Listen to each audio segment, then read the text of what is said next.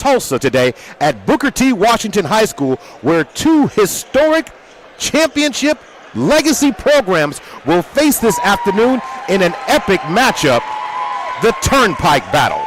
It's the Millwood Falcons versus the Booker T. Washington Hornets. The Turnpike Battle is being brought to you today by Oasis Fresh Market, OCCC, SSM Health, Ferguson Kia, and Super Prep. We are glad that you're with us today for this highly anticipated, sold-out event where both the boys and the girls teams will be on full display. So whether you're listening this afternoon on 105 K-Jams here in Tulsa or in Oklahoma City on OKC Sports Radio 105.3, you can also watch this game streaming live on PPBC TV. You can download that app at your favorite app store, or you can go to the YouTube page and tune in PPBC TV. And that is a strong idea for you to do. You know why? Because this event's sold out. There were looking like there were going to be some open seats. I'm here to tell you now there are not. This is standing room only. The security and everything is in good places. The walkways are clear. Everybody's in their seat. Can't wait for this game to start jumping off. Welcome to Turnpike Pregame. I'm Maurice Prince, along with my co-host this afternoon, Mr. Jamin Dawson. Jamin, how you doing today, man? Man, I'm doing fantastic, Mo. Blessed to be here. Now, okay, keep going. Now, you just think about the matchups that we have with the boys and the girls game. I mean, if you love high school basketball in the state of Oklahoma, there's nowhere better to be than here at Nathan Harris Fieldhouse. Now, also, throughout today's broadcast, we are honored to have Mr. Miles Perry in the building. Super Prep is always at the biggest games in the state of Oklahoma, and Super Prep is here today. They'll be joining us courtside in just a few moments. When we talk about today's game, Coach LaToya Jackson's Millwood Lady Falcons enter today ranked 9th in Class 3A with a record of 11-5, riding a 3-game winning streak. On Tuesday, they stomped on Cassidy 86-15. That's what they did, posting their largest victory of the season. Now, along on the other side, Coach Carlin Atkinson, Booker T. Washington Lady Hornets are ranked 4 in Class 5A with the record of 9-5. They got back in the win column after an impressive road win by 26 points over Will Rogers, Coach Carlin's former team, 59-33. Now, I'm going to try and find him, folks. He's been signing autographs, taking pictures. Miles, is you around here anywhere, Miles? I'm right here on baseline, Maurice, in front of the Millwood girls, Lady Falcons warming up. But no, the atmosphere is crazy. I know you guys can hear the band.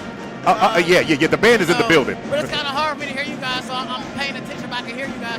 But the atmosphere is crazy. Your minds are so bold. I'm just ready for today, you guys. It's going to be exciting. All right, thank you, Miles. We'll get back with you in just a moment. As we have this opportunity right now, we want to make sure we thank all our sponsors for today's game overall. Want to make sure we also thank Tulsa Car King, the Black Chronicle newspaper, Keystone Chevrolet, of course, Greenwood Rising Museum, the Mail Center, and more of Tulsa R&R Tires, Wing Supreme, 105 K-Jams, Heart and Soul, 99.1 and 1050, OKC Sports Radio, 105.3, the Black Chronicle newspaper, and Perry Publishing and Broadcasting Company. We're going to take a 2-minute timeout, and when we come back on the other side, Miles is going to get his hands and have an opportunity to talk with Falcons head coach LaToya Jackson, and then also we're going to work in the next break, an opportunity to talk to Coach Carlin Atkinson on the other side. That's all coming up right now. You are listening to the Turnpike Battle, sponsored by Oasis Fresh Market, OCCC, SSM Health, Ferguson Kia, and Super Prep. We'll be right back.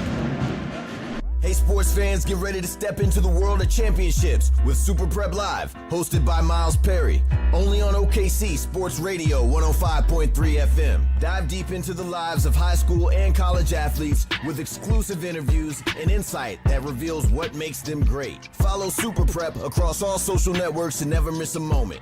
It's Super Prep Live with Miles Perry. Tune in, get inspired, and stay connected. Visit OKCSportsRadio.com. Boom! Happy New Year!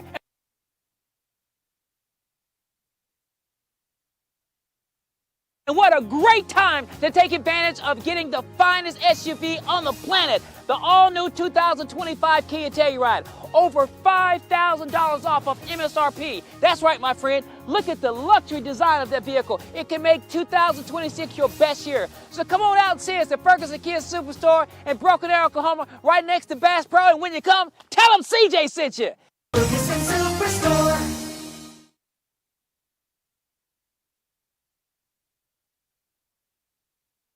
Looking for a one-stop shop in Tulsa.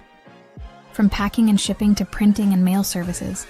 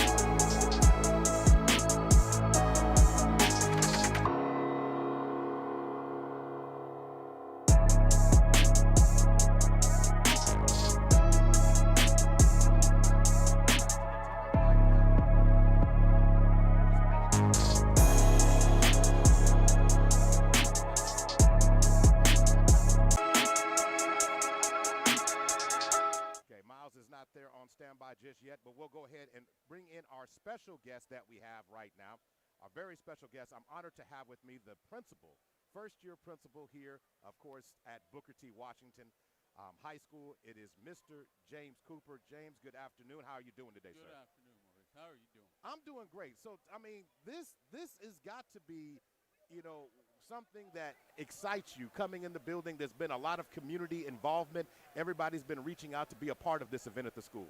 Yes, absolutely. This event is absolutely phenomenal to bring back two historic schools that have competed against one another in championships long term, to honor some of our players that have been fabulous at Booker T. Washington in the past, that we'll be doing today, as well as honoring our 1981 basketball championship team. So we're really excited to bring people back home and make them feel welcomed and excited about being here and continue to fill our stadium up. Now, as we're looking at how the legacy of Booker T, the athletes that have come through, the students, the academics that have all been a part of the legacy of this school, the community rallying behind the school and being fired up about it, athletics just seems to have a way of just bridging and being a positive thing for everything. Yes, it is. I mean, our biggest thing is this year, our theme, our students really took on was personal record, strive to beat your best. And, I mean, the students got on my case, said, hey, make sure you recognize us when we do, because we're trying to beat everyone else that came before us. We had a young swimmer that broke a 30-year record this year.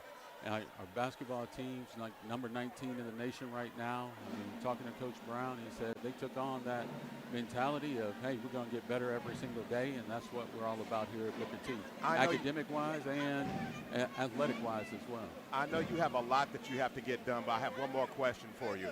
What excites you the most about the second semester, you know, the second half of this school year? What are you looking forward to most? What I'm looking forward to most is what our students are planning to achieve and planning to accomplish, as well as the community involvement. I mean, the community is starting to grow. They're starting to build things around the school, which is starting to make us a hub. So I'm excited about us and our future growth, as well as trying to move up in our national rankings nationally as well. So we're one of the top schools, A-rated school here in the Northeast corridor of Oklahoma for our high school, so we're the best place to be. Hey, I feel that the energy in this place is infectious. Can't wait to see it. Thank you so much for stopping by for a few minutes and talking with us. Thank you. All right. So as we get an opportunity, let's try and go down courtside. Courtside. Miles, are you there? What do you have for us in terms of a Courtside report right now? I got head coach of the Lady Millwood Falcons, Coach LaToya Jackson here. Coach Jackson, it's a big game. I feel like you guys have big games every week now. You know, the Booker T. Washington Hornets, you guys taking on today. How do you guys feel about this game? We feel good, man. It's another great game. It's another great atmosphere, another opportunity to play basketball. And so we're ready to embrace the atmosphere and hopefully come out with a win. What are some of the key factors you're looking for your girls to accomplish today in the game? Just being under control, trying to block out the crowd. It's going to be a lot. It's going to be a lot of fun. But the main thing for them is just really just playing our game in this hostile environment. Coach, I know Soul Bowl is like this. What do you think of this atmosphere right now? I love it. It's great. This is what basketball is supposed to look like. Two teams coming together, two historical high schools coming together to make it happen. So I love it. I love that we're able to get this done. Well, Coach, good luck today. Back to you guys. Thank you so much, Miles. And we'll go to you in just a few seconds here as we're going to go ahead and get ready to talk, of course, to Coach Carlin. So hopefully he'll be able to pull her in just a moment. But when we start talking about Coach Jackson, for most people who don't know, she served as an assistant coach at Mustang High School, helping lead the team to a Class 6A state final in the 24-25 season. And she came home. You know, it's always good when the star comes home and we have a chance. All right, Miles, before we get into that, let's go ahead and go courtside. Miles, you got another guest? Let's hear her. We have another guest, head coach of the Lady Hornets, Carlin Atkinson. Coach, how are you doing today? I'm good. I'm feeling good. Great atmosphere, right? Yeah. So do you love this atmosphere here today? I said, do you love this atmosphere here today? I love it. Hey, nothing to beat this. Nothing playing here in Nathan Harris field house. I just love this, man. All of us come together and enjoy this as a black culture, man. This is beautiful right here, man. And Coach, what's some of the key game plans you have today for the Lady Falcons? You know, it's a big game. So what's your key factors for today? Well, you know, right now we just want to play hard and get better. You know, this game, it looked like it's a state championship game, but at the end of the day, we want to get better. Both teams want to get better and just play hard. And Coach, how did you prepare your girls for this atmosphere in this game today? Hey, I don't think you can prepare for this. You know what I'm saying? Unless we got a young team, so we just got to get out there and play basketball. Well, Coach, good luck today. Thank you, man. Back to you guys. Thank you, Miles. Coach Atkinson's taking a little bit of time to talk to us. And, of course, speaking of returning to alma maters, that's what he did. Coming right back, you know, Will Rogers spent a few years over there and coaching at Tulsa. And you're talking about season debut, leading the team to a 24-3 overall record, 13-0 perfectly in district last year. And as this year, the team is now ranked again, looking to come back and make some great plays. So he's one of those teams that has a defensive culture, defensive mindset. This is one of those things where you want to see the team come out and play hard, Jamin. And Jamin, overall, when we start talking about this matchup, both teams that have a defensive identity are going to have to get after each other today. Yep, they absolutely do. Both of these teams play well within their defense, and that allows their offense to open up. You see this crowd is full. There's nowhere else to sit. It's a lot of standing room, so that's some adversity that both teams have to overcome. But for Booker T, they want to reclaim their spot. They want to get back to the state title game, and they want to win. Last year, they were in the state title game and lost to El Reno, so this is going to be a great challenge for them. And for Millwood, Coach LaToya Jackson coming to Millwood, they've completely flipped the script, and they've become competitive. They have a good mix of upperclassmen and lowerclassmen, and they found a great way to mesh and play together. Now, as it goes down and we start getting ready for this game, one thing I want to point out immediately, in the girls' game, you're talking about the history of the game, right? You're talking about when it comes to Booker T, 3 of their 4 titles were won by one coach. That is Annette Kennedy. You know, you're talking about her. She won in 2008, 2009, and 2013. Then Rabu Leva won the next one in 2018. And, of course, you're talking about people who are program builders, people who are taking programs built to the highest level. You got Arnelia Spears when it comes to Millwood basketball.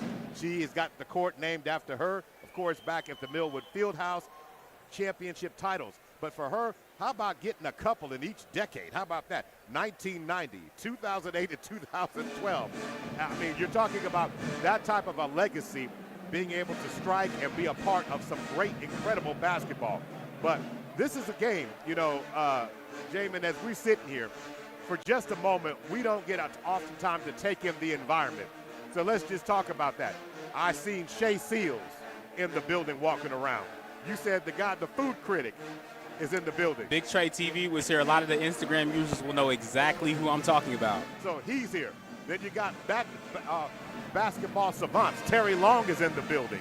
So, I mean, this game, you can put it on the map of any type of game you want. You want to say it's a game that you got to be concerned about? Well, I'm talking about this. It's the biggest game in the state of Oklahoma today. I'm sorry. The Thunder, yeah, they play later, but that's away. This is a game that you come out to and support. It's nothing like community. This is the place. This is the place where economic boom is taking place. Greenwood is showing new growth. Then you talk about on the other side of it, you're talking about the legacy, the original Black Wall Street here in Tulsa. This is T-Town, and T-Town's finest is about to play this afternoon against the mighty Millwood Falcons. Having a chance to see them play is exciting me. Everybody is coming here, and again, you want to come claim your seat. If you thought you was just going to walk in when the boys play, it's not happening. If you ain't got that ticket, you ain't getting in. Yeah, we ain't got an extra seat for you either. It's going to be great. Food trucks are outside. What a great environment. Want to make sure we thank all our sponsors today. Just want to thank them all.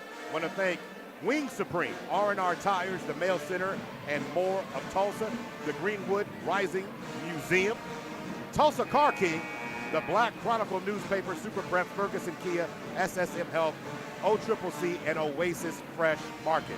So we're under a minute to go before action starts. So at this time, what we're going to do right now, we're going to pause 10 seconds for station identification. You are listening to the Turnpike Battle.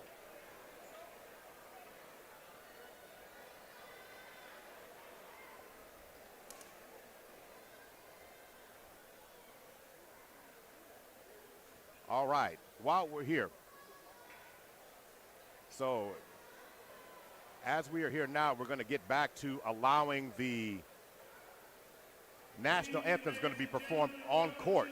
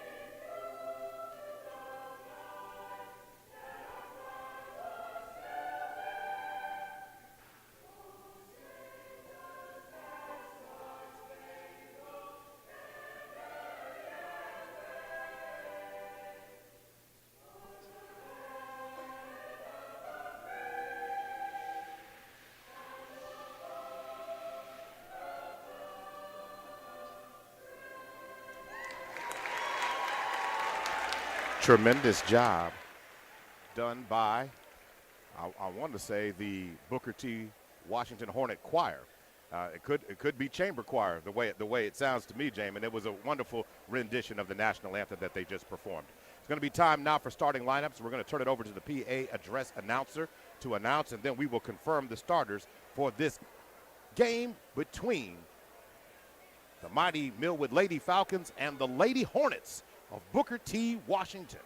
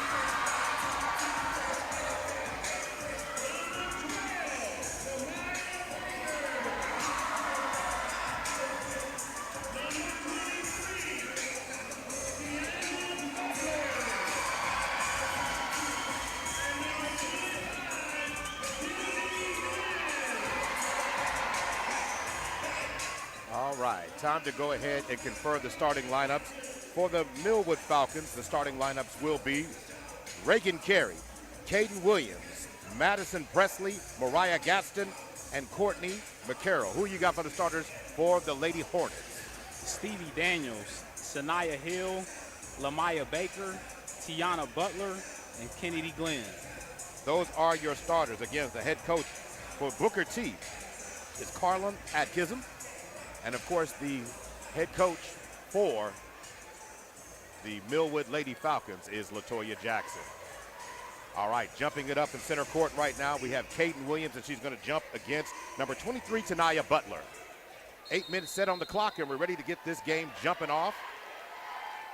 Set, time to go.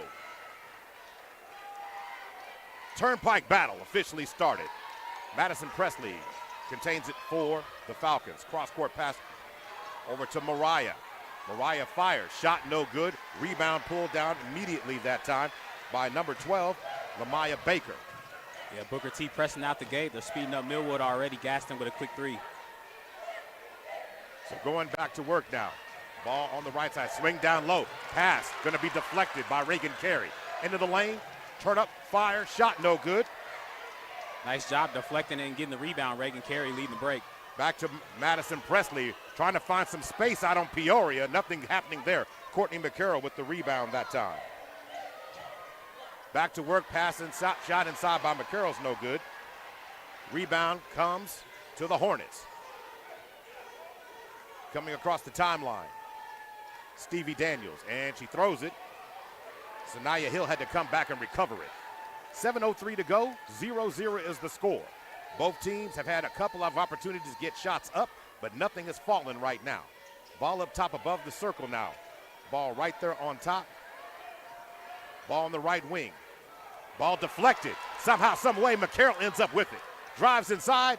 Shot no good, but she's fouled on the play. McCarroll came away with the steal that time.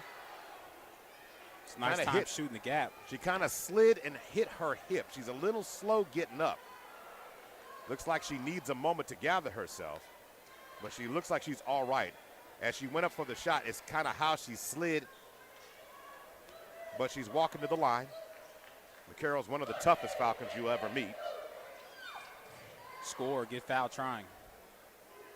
So first team foul called against the Lady Hornets. Falcons have the ball spinning. And McCarroll gathers herself to knock that, and the Falcons take the early lead 1-0. 4:06 to go. Ball at the free throw line. Backspin. Shot is up. McCarroll 2 for 2 at the line.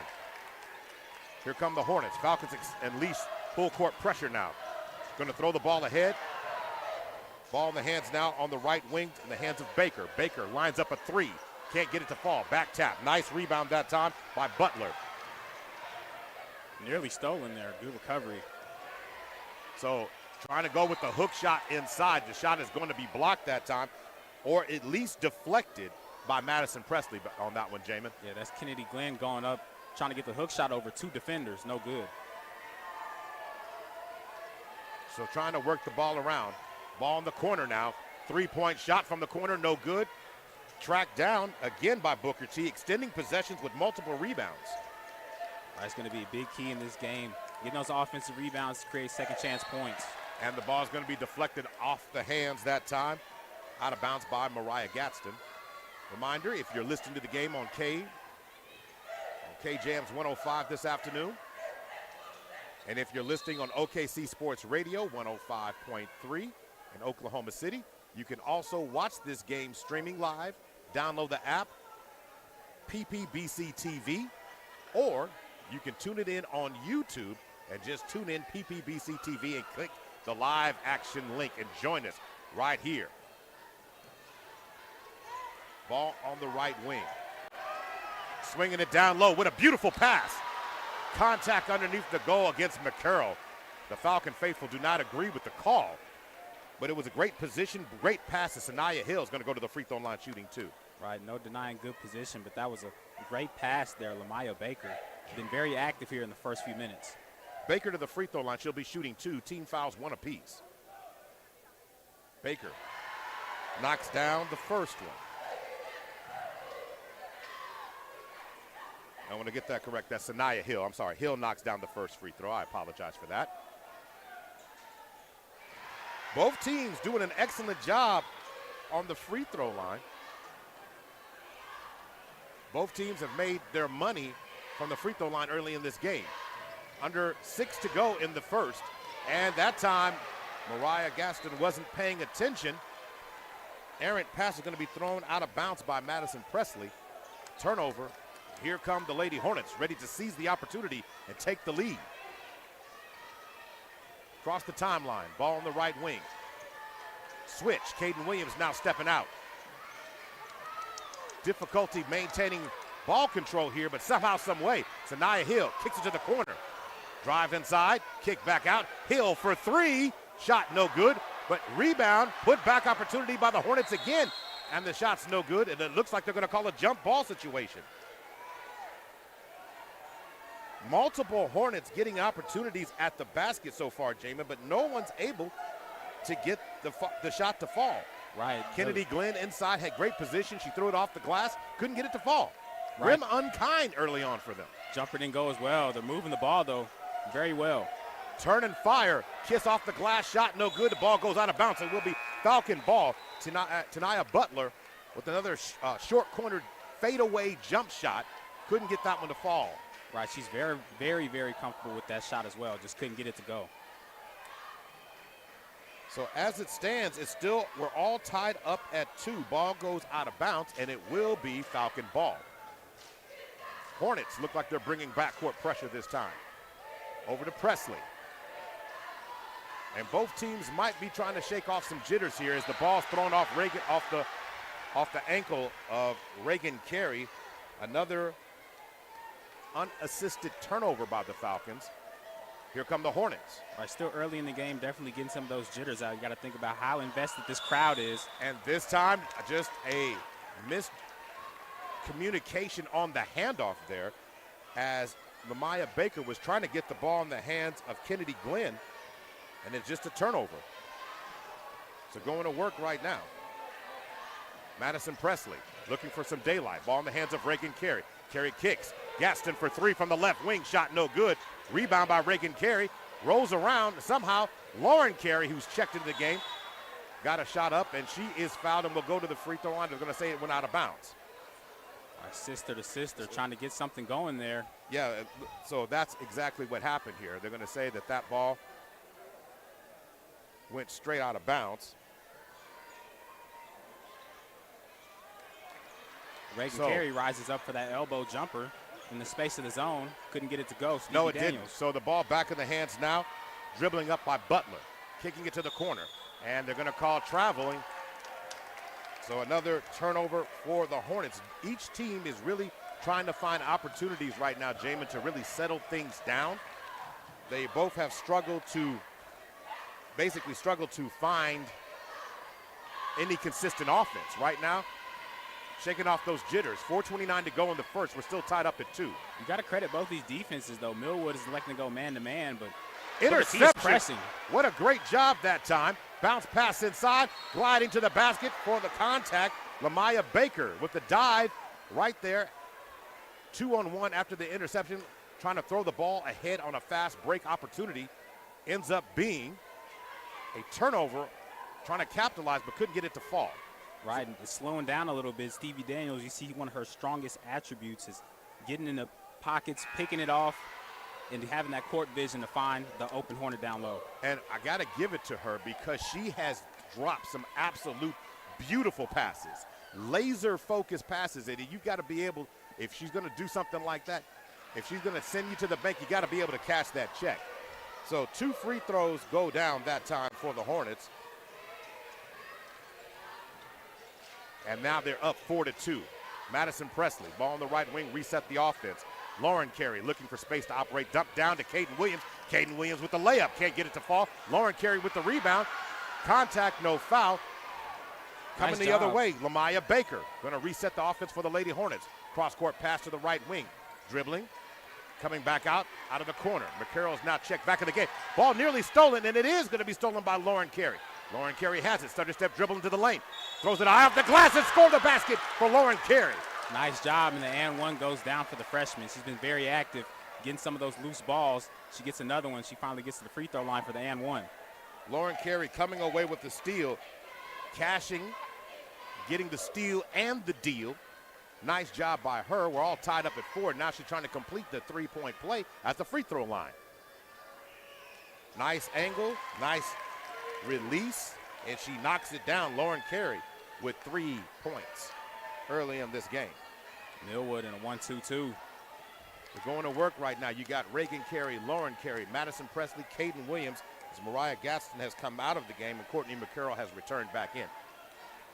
Going to work. Carroll got beat off the dribble. Ball in the hands, shot up, missed. Madison Presley with the rebound. Ball in the hands of McCarroll. McCarroll drives to the basket and is going to call a blocking foul. She was not set in the paint. Diving down there with Stevie Daniels trying to draw the charge, but she had been there a second earlier, Jamin. She would have got that. Right, that's a nice job by Courtney McCarroll, recognizing that, picking up her dribble and going up strong. So as it stands right now,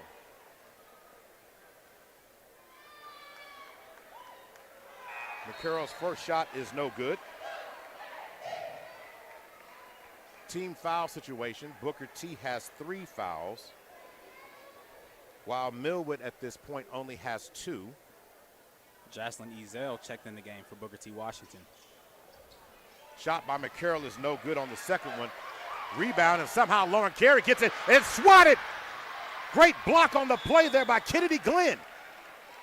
Right, Jocelyn Ezel. Oh, that's Tiana Butler. That was Tiana Butler with the swat. She swatted that thing like a fly at a picnic. Going across the timeline now. Ball in the hands of Lamaya Baker, now back in the hands of Glenn. Turnover. Good awareness steal. by Caden Lauren Williams. Carey comes away. So Caden Williams comes up with the steal that time. On the other end, contact is Lauren Carey. Drives. Lauren Carey coming off the bench, not a starter. She is the sister of Reagan Carey, and she just has this desire and finds a way to drive to the basket. She is very, very talented. Right, and she's a freshman, so you want to get in, you want to make instant impact to try to stay on the court, and she's making her mark defensively and making strong offensive play to keep Millwood in the game. 4th team foul has been called right now against the Hornets. Second shot is good for Lauren Carey. She gets that one, and the Falcons have a 2-point lead. Let's see what the Hornets can get back. Across the timeline now goes Lamaya Baker to the wing. Ball bounced around. Trap up top, ball in the hands now of Butler. Now back in the hands of the driving down, trying to get the pass, and a little bit too much pepper on it by Kennedy Glenn that time. Ball will go out of bounds. Will be Falcon basketball. It's a nice job by Coach Jackson. Millwood switched to that zone, and Booker T's finding a hard time trying to break it. 6-4 is the score, 2:25 to go in the first. Turnpike battle, game number 1. Lauren Carey comes up with the runner. Nice move on the pump fake. Pump fake, drives, pull up from the short corner with the runner, and that shot was cash. 8-4, 2:08 to go. Falcons have put together a couple of baskets now. They switched into a zone, trying to cut down the athleticism of this Lady Hornets team. Pass inside, turn, fire, shot no good that time by number 32, Jocelyn Ezel. And they're going to get a foul here. Looks like it's going to be called against Caden Williams. And it is. Caden Williams called with the foul. Team foul number 3. Substitution. So a breather coming now for Kennedy Glenn. And now Stevie Daniels is going to inbound it. And with Jocelyn Ezel in the game, she just provides a different skill set. Big body, does a great job presenting herself around the block. She's going to find some easy shots if they don't turn it over. Ball back in the hand. Stevie Daniels drives, kicks, swing up from the elbow into the lane. What a nice move. Shot no good. Rebound pulled down by Caden Williams that time. Nice job advancing the basketball. Just a little too much sauce on there from the pass from Caden Williams. So Caden Williams tried to get ahead before the Hornet defense could lock back in. 94 seconds to go before the end of the first quarter. 8-4 is the game. Coming across the timeline go the Hornets. Ball to the left wing to Sanaya Hill. Back up top to Butler. Over to Hill. Hill looking for space. Pull up, short court jumper shot is no good. Ezel with the putback. She picked up the loose change and made $1 out of it. I just talked about it. Ezel being in the game, strong presence in the post on the putback. 8-6. Hornets cut the lead down to 2. 1:08 to go. Swinging around the top of the arc here. Now the ball's on the right wing. Lauren Carey drives inside, tries to finish off the glass. Shot no good. Stevie Daniel comes up with the rebound that time. Tough contested shot there. Lamaya Baker rises up for the mid-range. That's money. Lamaya Baker does that. A great shot by her, and we're all tied up by 8. Lady Hornets with a burst of their own to tie the game up at 8. McCarroll swings it over. Going to be stolen that time by Stevie Daniels. Drives inside, pass, shot, no good. Rebound, controlled by Baker, reset. Stevie Daniels thought about the 3, gets it to Ezel. Ezel trapped on the baseline. Stolen, Lauren Carey. Lauren Carey's going to push it. Trying to get it to the front court, and she does. Walking through, try to hit him with the Euro. Shot no good. Rebound by Madison Presley. What a move. Lauren Carey did that Giannis Antetokounmpo move there. That long gather Euro step. Right, nice handle, though, getting across half court as well. 5 seconds, 3 seconds on the shot clock. McCarroll fires up a 3 as time expires, and the Falcons take the lead at the end of the first, 11-8. A three-pointer from the left wing as time expired. What an interesting first quarter of action. We'll break it down on the other side. It's time to take a break.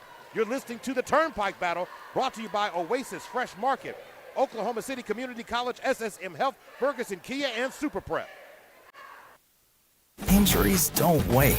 For business hours, now you can be seen 24/7 for sports injuries.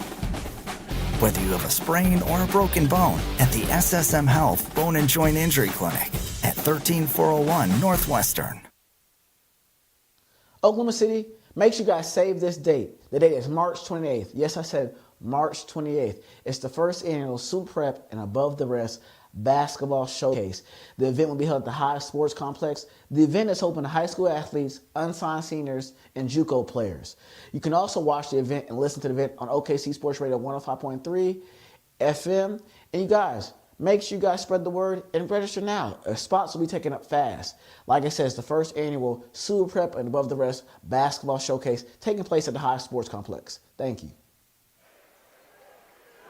Welcome back to the Turnpike Battle. Maurice Prince, Jamin Dawson trying to check in with on the court side with Super Prep's own Miles Perry. Miles, what did you think of that first quarter? I thought it was a good first quarter. A lot of high energy from both sides, but I noticed you got a lot of turnovers, back and forth turnovers. At the end of the game, end of the quarter, man, you guys saw the turnovers there. It led to a big 3 from Millwood. I think it'll settle down here a little bit, like you said, Maurice. High energy, a lot of energy, nerves. All right, appreciate it, Miles, for that live report on the court side. Super Prep in the building. Of course, you want to know what's going on collegiately. High school, prep. That's what they do as Courtney McCarroll drives baseline, goes to the basket, hits him with the sauce and with the scoop shot and knocks it down. Beautiful Great job Euro by step. Courtney McCarroll. Into the second quarter we go now. Falcons up now, and the answer on the other end that time by Hill. Tough bucket there by Sanaya Hill. She's really been trying to create her own shot. She gets that one to go. 13-10. Things are starting to settle down in the game there. Contact. Driving to the basket. Lauren Carey with the dive. Hits the deck and kisses it off the glass for 2. All set up by the pass from Mariah Gaston. Mariah Gaston, who has returned back in the game right now. Nice lead pass to Sanaya Hill. Sanaya Hill shows the burst, the speed, the ability, and gets it to the brim and scores. Reagan Carey driving baseline, trying to get the reverse layup. She's denied by Tiana Butler. What a swat on the play that time. And another three-point shot from the corner, and things are starting to settle down, and you start to see the Hornets fire up and respond. Kennedy Glenn from the corner, straight sauce. She lined up and knocked it down from deep. Right, that was a nice job. They got to slow down the pace a little bit, moving the basketball, found her wide open. It's a 30-second timeout here on the floor, but again, as we talked about, both teams starting to settle down, starting to find their identity. Booker T, this is home. They found their range. Let's go back and check in real quick with Miles Perry. Miles, what you got for us? I think you're right, Maurice. I think Booker T's settling down and finding their range, and they're looking comfortable after that block and the turnover. But I think turnovers are big in this game, like we talked about earlier. You know, a lot of sloppy basketball. We'll see if they can handle the game and slow down for both teams. Appreciate it, Miles. Super Prep on the sideline reports all game long. The energy, we're all tied up in 15 following the big-time shots being made by both squads. It has been overly impressive how the teams have gotten their points, Jamin. Overall, we've seen range, but we've seen the athleticism of Sanaya Hill, the relentless athletic and length and the SWAT ability by Tiana Butler. I mean, Booker T is really bringing it this afternoon. Going to work. Just on cue, we're just talking about Sanaya Hill. Sanaya Hill covering. Booker T remains right now. They're switched to a zone defense as well. Ball in the hands of Reagan Carey, who kicks it out. McCarroll decides to line up another three. Shot no good that time by McCarroll. Here come the Lady Hornets with an opportunity again to take the lead. Stevie Davis back over to Butler. Wide open shot underneath the goal, and it's swatted by Kaden Williams. Mariah Gaston pushes the ball the other direction. Drive in the lane, contact, foul. She'll go to the free throw line, shooting two. Right. Both teams are saying access denied in the lane. Don't bring that weak shot in the paint.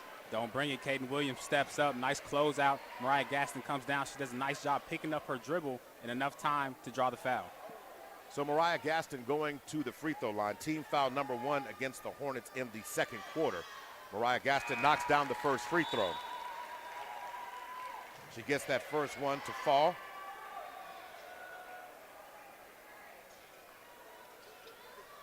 Also into the game for the Falcons, star Thomas Roddells is in the game along with Raquel Hunt. Back rim shot no good that time. Ball rolls around and Mariah Gaston finds a way to get it, but they're going to call traveling on her this time. Also, Carrington Threet is in the game for the Falcons right now. Madison Presley checks in for Mariah Gaston. So Maddie Presley is back on the floor right now. Millwood in a 2-3 zone now. So going to work, trying to work the ball around the perimeter. Ball in the hands of Stevie Daniels.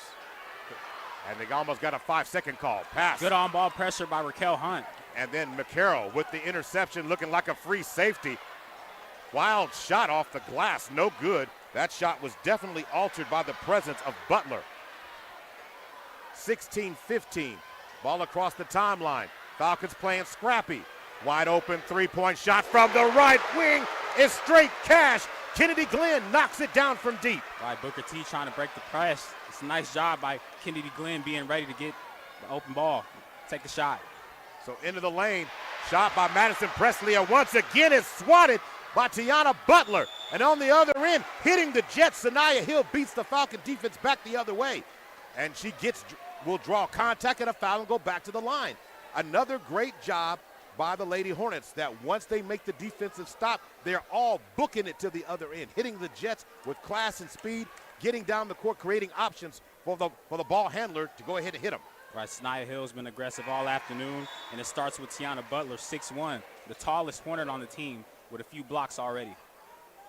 So nice job as it stands right now. Presley checks out. Gaston's back in for Millwood. So Mariah Gaston comes in. Madison Presley takes a breather.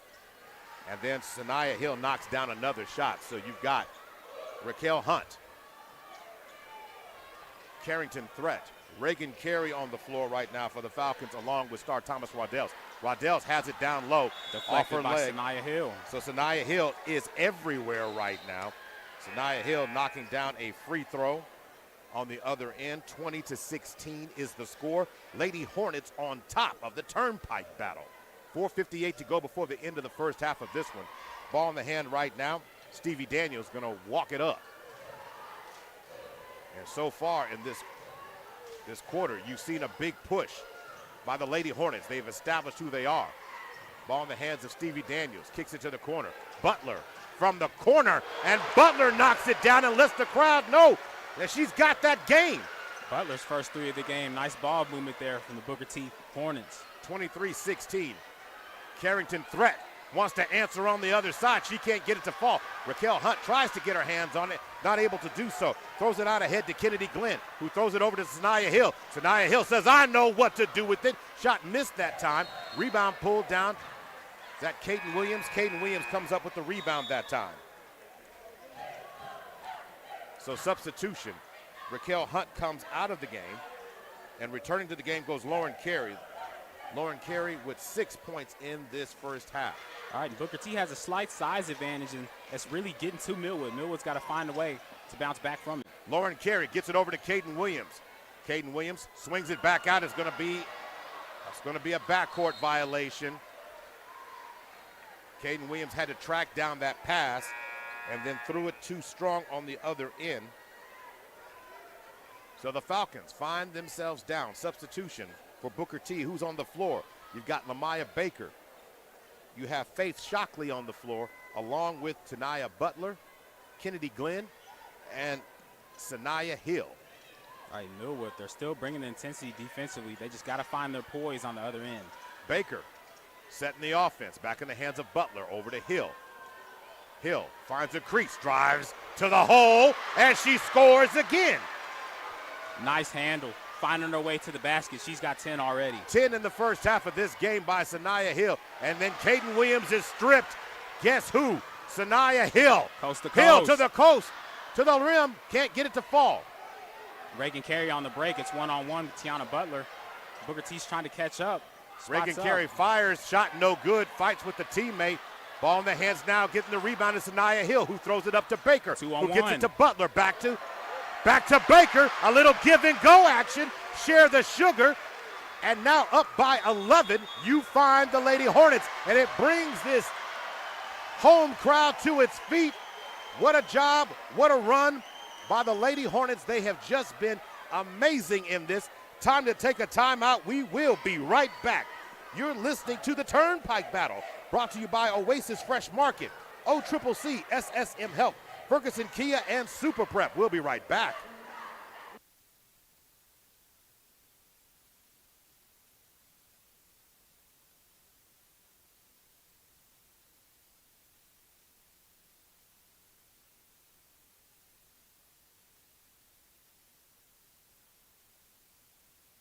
Looking for a one-stop shop in Tulsa? From packing and shipping to printing and mail services,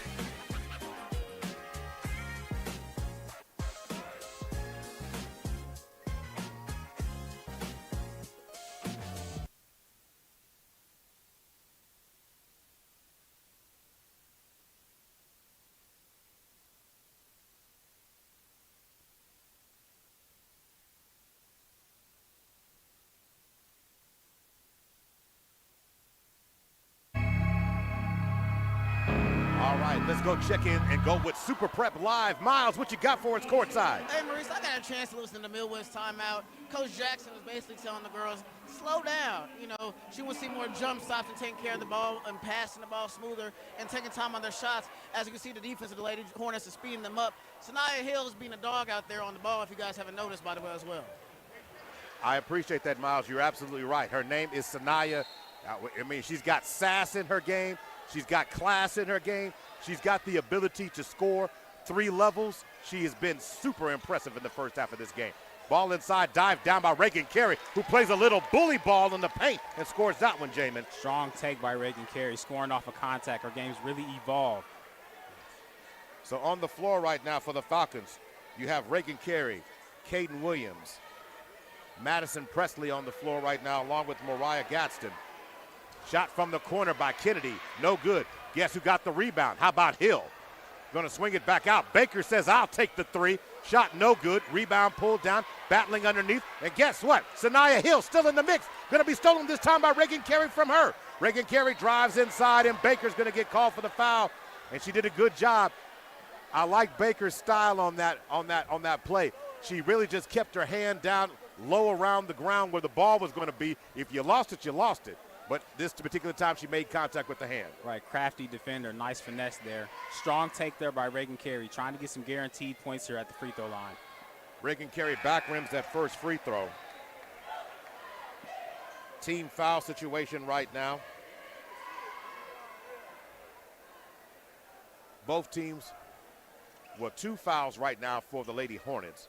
Reagan Carey with Millwood with 1. Reagan Carey goes and knocks down the second one. She's got 5 in the first half. 27-19, 2:28 to go in the first half of this one. Booker T's been getting a lot of open threes. They got some in transition on the fast break, but some of them they're just getting open shots. Millwood's got to be faster on the closeouts. Stevie Daniels gets it over to Sanaya Hill. Bounce pass over to Kennedy. Kennedy Glenn. Sanaya Hill drives. Step back. Throws it back over the top. The Falcons go trace it down. Lauren Carey does. Tries to get it back. Throws it back to Reagan Carey. But it will be Falcon basketball. Good ball pressure. Lauren Carey hits the Jets and she knows where to go. Right, the freshman's had multiple steals in this game, and she's getting right to the cup. So as it stands right now, going to throw it in. Ball in the hand's going to be deflected out. Tiana Butler has none of that. She has really been a factor in the paint. Her length and her ability to alter shots. She doesn't have to block it to stop the shot, Jamin. She can get the shot and take care of and control the paint. What a great asset to have for the Lady Hornets. Absolutely. 6'1", long wingspan, really manning down that paint. Caden Williams now gets it back in the hands of Lauren Carey. Lauren Carey swings it to Reagan Carey. Reagan Carey tries to get it. Ball back in the hands of Mariah Gaston, so somehow finds a way to get to the basket. The ball was loose, rolling around between two players. She found an opportunity. She says, I'm just going to take it and just go. All right, some ill-advised passes by Millwood, but they slow it down. Mariah Gaston gets the steal and gets the left-hand lay to go.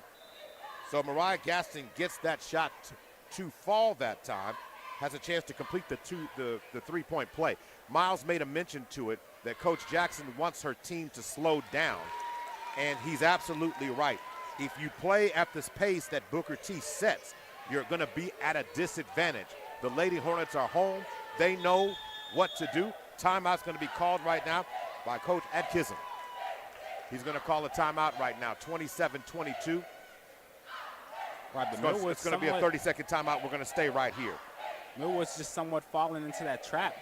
They're allowing Booker T to speed them up, and some of those passes have just been ill-advised, and you want to be more intentional, find those easy buckets. They had very impressive shooting splits in the last game, and that's from finding good paint touches and just getting easy shots, but you have to find a way to slow it down. Want to throw some love to our other sponsors real quick. Tulsa Car King, the Black Chronicle newspaper, the Mail Center, and more of Tulsa. R&R Tires, Wing Supreme, 105 K-Jams, Heart and Soul 99.1 and 1050, OKC Sports Radio 105.3, and Perry Publishing and Broadcasting Company. Reminder, Miles will have an exclusive interview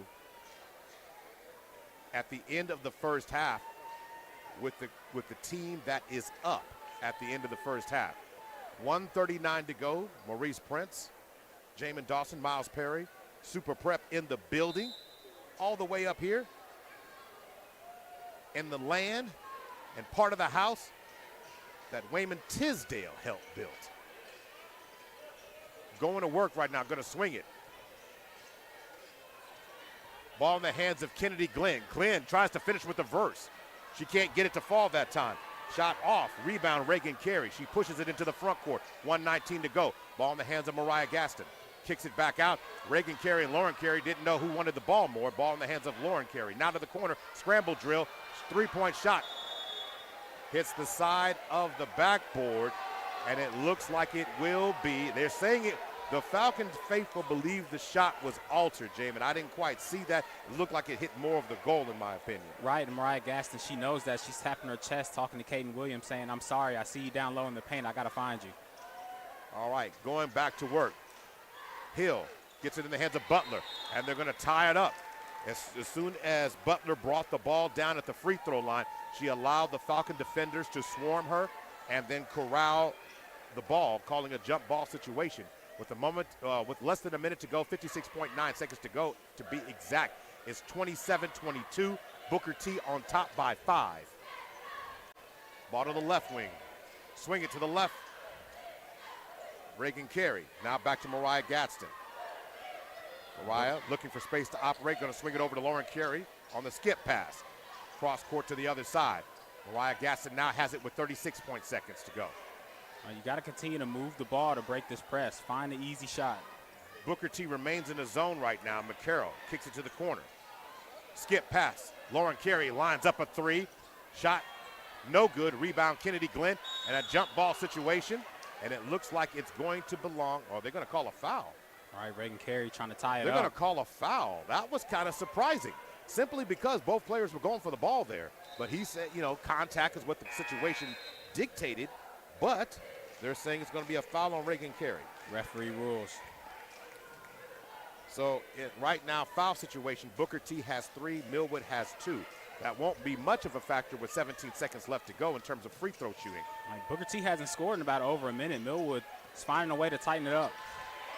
Sanaya Hill with great ball skills, drives to the lane with the runner shot, no good. Rebound by Butler, contact, and she's going to go to the free throw line with 5.1 seconds to go. Coach Jackson is talking about the rotation on the defense and the communication.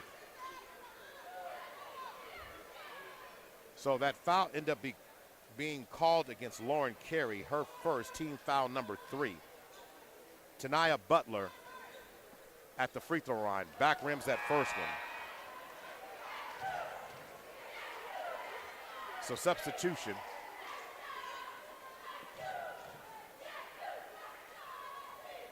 So in the game right now, Reagan Carey, Lauren Carey, Caden Williams, Courtney McCarroll, Mariah Gadsden on the floor right now. Butler misses the second one. Rebound pulled down by McCarroll with 1 second on the clock. I don't know if she knows, and she didn't see it as it stood. So now, gonna go in, and we're gonna, before we go into the end of the first half, we're gonna have a chance to get Super Prep and let Miles Perry talk to the man himself. Miles, who you got there? I heard the Lady Hornets head coach, Carlin Atkinson. Coach, you guys came out physical, aggressive. You guys also signed a nice zone, beginning to have a split up the Falcons. What was that plan going into that first half? You guys are dominant right now on defense. And this atmosphere is like no other. Our girls, they really, you know, you can't prepare for this like we talked about earlier. So we wanted to get them relaxed, you know, just get the flow of the game, the tempo of the game down. And then once we got the flow of this game, we got to start playing our basketball. You guys are at 5 going into halftime. What's something you're going to tell your girls going into the half? Settle down and make shots. I mean, you know, we getting some good looks. You just got to make them, you know. We missed, like, I believe, like 5 layups. We just missed 2 free throws in a row. We just got to settle down and play basketball. Well, Coach, good luck the rest of the game. Thank you, man. I appreciate it. Thank you very much, Miles Perry. And that way we will go ahead and get ready to take a break as we are officially at the Tulsa Car King halftime show. We'll be back in about 5 minutes.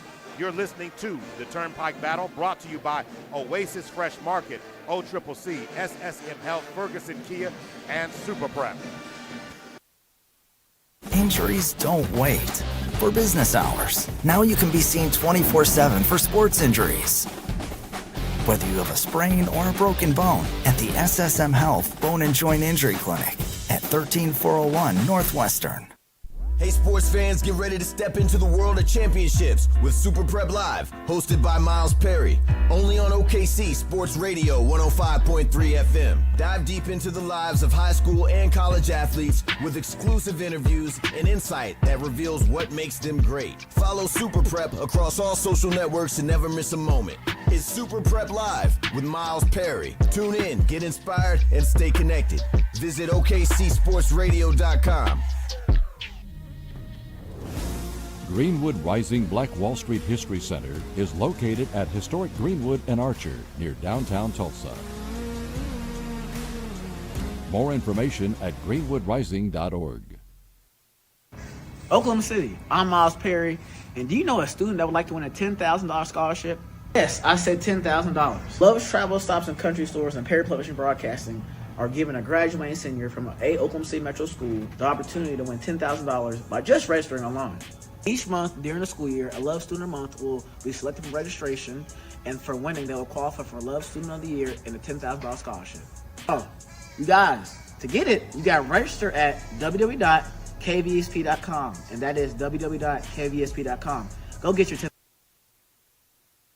Boom! Happy New Year! And what a great time to take advantage of getting the finest SUV on the planet, the all-new 2025 Kia Telluride. Over $5,000 off of MSRP. That's right, my friend. Look at the luxury design of that vehicle. It can make 2026 your best year. So come on out and see us at Ferguson Kia Superstore in Broken Arrow, Oklahoma, right next to Bass Pro. And when you come, tell them CJ sent you. Ferguson Superstore. Oklahoma City, make sure you guys save this date. The date is March 28th. Yes, I said March 28th. It's the first annual Super Prep and Above the Rest Basketball Showcase. The event will be held at the Hive Sports Complex. The event is open to high school athletes, unsigned seniors, and JUCO players. You can also watch the event and listen to the event on OKC Sports Radio 105.3 FM. And you guys, make sure you guys spread the word and register now. Spots will be taken up fast. Like I said, it's the first annual Super Prep and Above the Rest Basketball Showcase taking place at the Hive Sports Complex. Thank you.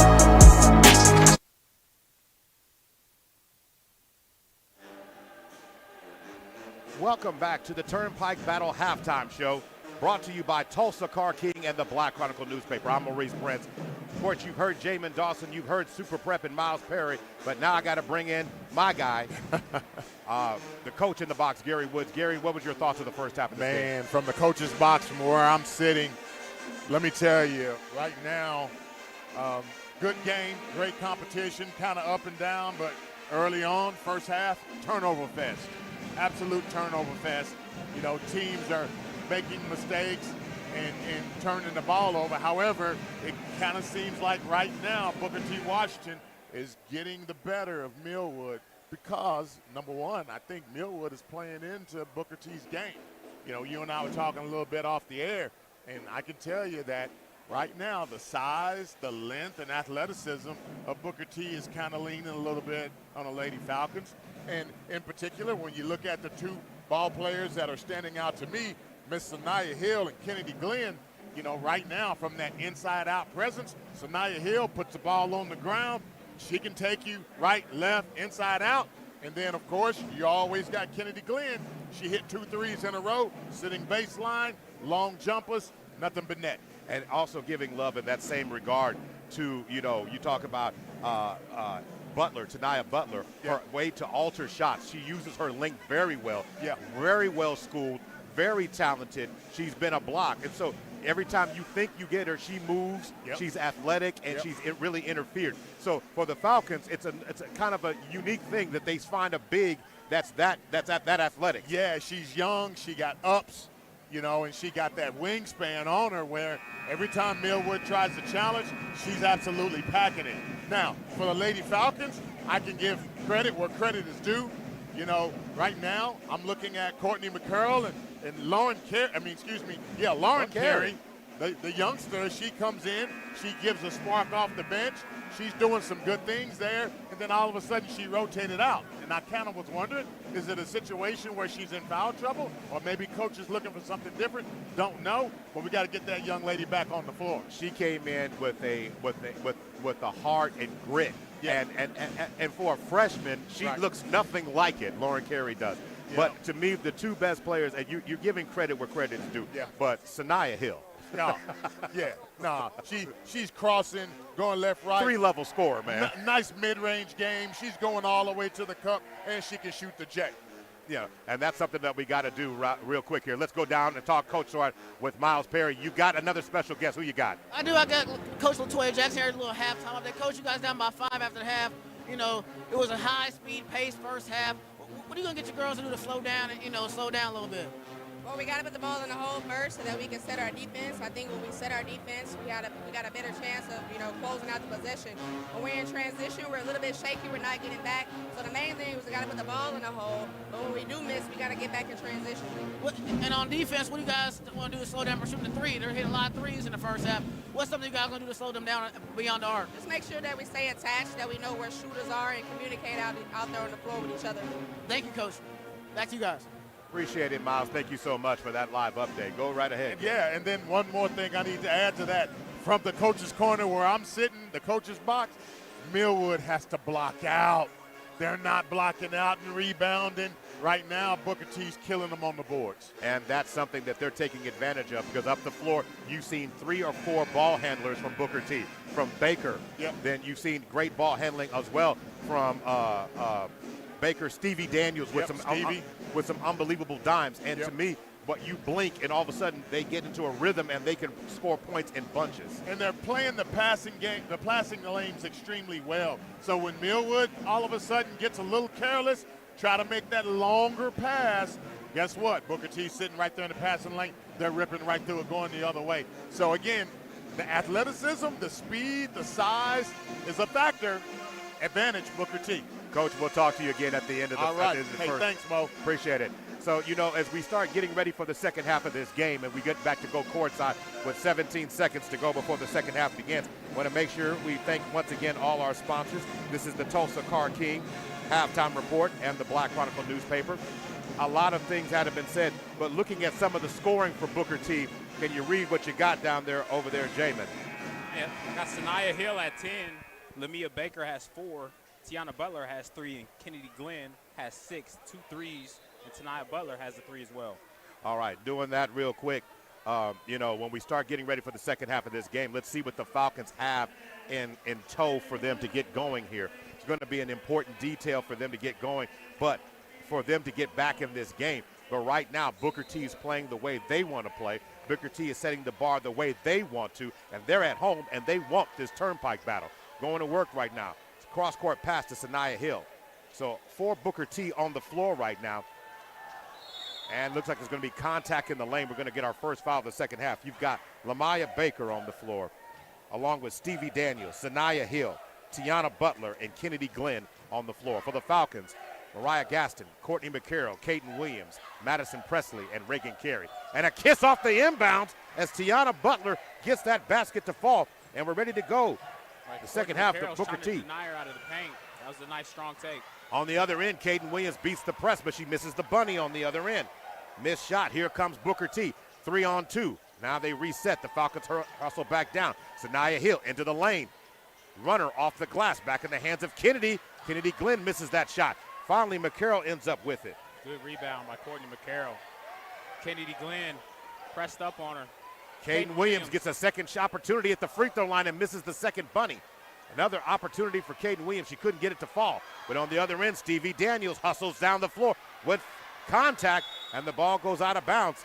But a nice block by Courtney McCarroll. Yeah, thought she got into the body there of Daniels. Absolutely did. I'm surprised there was no foul there. So now going back to work. 7:04. 29-22 turnpike battle. Booker T. Washington taking full advantage, and Butler on the interior, and this time they're going to call a jump ball situation. Nice job by McCarroll. Normally we tell players don't put your hand in the cookie jar unless you have all ball. That time McCarroll did just that. Right, it's a nice job going for the ball. Stevie Daniels making that extra pass as she always does. All right, so full court press being unleashed here by Coach Atkinson. Got to keep moving the ball. Ball in the hands of Mariah Gaston. Pulls up. Elbow jump shot. No good. Rebound. Sanaya Hill. She presses. Ball up the head to Kennedy Glenn, who swings it. Too much pepper on the pass for Baker. Unforced turnovers. Looking at the game itself, Booker T has been shooting 10 of 24, 42%, 6 of 8 from the free throw line, 75%, 3 of 7 from deep, 43%. Those are kind of looking at the raw numbers overall for the Falcons. Falcons shooting 7 of 15 from the field, 1 of 5 from deep. and 7 of 10 from the free throw line. Free throws have been the Falcons' friend, but they can't get much of them. And right now they're about to get a 10-second call, but never mind that. Kennedy Glenn says, give me that, as Baker goes to the basket and scores. Nice job moving the ball there. Active hands on defense. Maya Butler's got 6. She took the ball right out of the hands that time. And right now the lead is up to 9, 31-22. Falcons got to settle down, find a way to get a basket here. 6:16 to go. Madison Presley swings it over to Mariah Gadsden. Mariah back to Madison Presley on the left wing, and she resets. Plenty of time. Booker T is manned up on defense. And the team is imploring the team to continue to put the pressure on the Falcons. And right now, the offense is not in a flow. Coach Jackson called a timeout. She's immediately addressing the team. This is one of those moments of the game in which the team has got to focus, Jamin, and they've got to find a way to get their mind back in the way of making some plays. Right, you're still in this game, only down 9, but you got to initiate that offense when you get past down court. There's more time coming off the clock, and it's making Booker T comfortable, ready to generate more turnovers. So that's something that they definitely have to do. Want to make sure we thank all our sponsors for today's game. One who thank Heart and Soul 99.1 and 1050. Of course, 105 K-Jams, Wing Supreme, R&R Tires, the Mail Center, and more of Tulsa. Greenwood Rising, Tulsa Car King, the Black Chronicle newspaper, Super Prep, Ferguson Kia, SSM Health, OCCC, and Oasis Fresh Market. Game number 1 of the Turnpike Battle started off as you expected. Both teams trying to find traction in the first quarter, but since that time, things have begun to roll and roll and roll. I was going to get an audio check-in. Miles, did you catch anything out of that timeout? I caught a little bit. I think Coach Atkinson over there was trying to tell the girls to play better on defense, more hands up, as you see right there. He was just telling me be more aggressive on defense. All right, appreciate it, Miles. Thank you for that. Listening a live report on the timeouts. You want to know what the coach is saying? Miles will hear it. Going back to work now, Lauren Carey is going to throw it in to Mariah Gadsden. 5:47 to go. Working the ball inside. Swing in the hands of Reagan Carey, who lets go of 3, draws no iron. Kennedy Glenn with the rebound there. Stevie Daniels making the extra pass to Lamaya. Baker now has it. Back up top. Stevie Daniels up fake. Swings it. Nice battling. Defense. Courtney McCarroll, what a good job of getting him the hip, getting in the, I would say, the dribbler's pocket, if you will, and disrupting it and forcing a turnover against Stevie Daniels right there against the end line. She stepped out of bounds. All right, crafty move. That's just what Coach ordered. Ball in the hands now. Swing. Raquel Hunt's in the game for the Falcons. Now Lauren Carey has it. And it looks like Stevie Daniels has got a problem. Seems like something is wrong, and she's going to have to take a break here. Harmony Washington is getting ready to check in the game, but I don't know if it was contact, but she is holding the top of her head. She's walking off on her own power, but she's definitely seeing some things, the way she's contacting. That had to take place on that screen that was up top on that last possession for the Lady Hornets. Right, took a bad shot. Okay. First injury we've seen come out the game. She's going to the locker room. All right, going to work. Lamaya Baker has it. Baker does not matter. Handling, point guard responsibilities, deflection, steal, stolen back by Sanaya Hill, who loses it. Ball's rolling around. It's going to be a jump ball situation, and it will go back to the Lady Hornets. All right, Raquel Hunt jumped up, manning down the paint, got the turnover, but Booker T gets it right back. Again, Coach Jackson employing her team to pay attention. The Falcons look to be a bit out of sync on the way the Hornets are attacking them today. They cannot seem to get everybody moving in the same direction. They're not playing as a unit, kind of playing like, 5 different parts instead of one connective chemistry. And that's where they've had all the success this year. So Kennedy Glenn with the shot, and it looks like the ball's going to careen out of bounds. She misses that shot. So the Falcons have a chance to try to dig into the lead a little bit, but the Lady Hornets are willing to unleash the 1-2-1 press. Ball in the hands of Mariah Gadsden, who swings it over to Raquel Hunt, who throws a long cross-court pass. And unfortunately, the ball is deflected out of bounds, and it will be Falcon basketball. Those long passes, you really got to put some pepper on it or you've got to make sure that passing lane is clear. Absolutely do. Booker T's been eating off of some of those passes. All right, throwing the ball down low on the box. Lauren Carey tries to swing it. It's going to be stolen that time by Butler. Ill-advised pass. The Hornets are swarming. And going to the basket, Sanaya Hill. And unfortunately, when she caught the rebound that time off the missed shot, she was out of bounds. And that's just the pace of the game. Booker T's trying to push the pace, moving fast. That's where they found success. But Millwood still within 10. So Courtney McCarroll to inbound it. Falcons, new substitution, Carrington Threats on the floor, along with Mariah Gaston, Reagan Carey, and Courtney McCarroll. Ball back in the hands of McCarroll. Reagan Carey, wide open, three-point shot. She can't draw anything, and Sanaya Hill ends up with it. Right, Reagan Carey's getting a couple open looks on that three. Good base on the shot, just can't knock it down from that right wing. Shot from deep at the top. Kennedy Glenn's three-point shot's no good. Rebound by McCarroll. On-ball defense there by Harmony Washington. McCarroll trapped, and then contact's going to be made. Looks like they're going to call the foul that time against Sanaya Hill. That is her second foul, second team foul as well. Stevie Daniels back in the game. Harmony Washington checks out. So now getting the ball back in the hands. Coming across the timeline.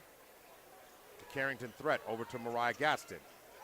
In the middle, Courtney McCarroll. Wide open three-point shot. Draws back iron. No good. Ball deflected out of bounds by Caden Williams. It will remain Lady Hornet ball. 31-22. Booker T had a shot starting this quarter off early, but they have not scored any points since then, and the Falcons are missing this opportunity to try and put pressure back on them. Right, this is a great opportunity. You want to see them get some more paint touches because the threes just simply haven't been falling. All right, going to work. Ball on the left, on the right wing. Bounce pass over. Driving. McCarroll trapped. Working the ball around, and it's down on the ground. It looks like we're going to get a foul called here. Going to get that foul called against Sanaya Hill. Sanaya Hill picks up her third foul now. That was a foul that probably she wished she wouldn't have gotten.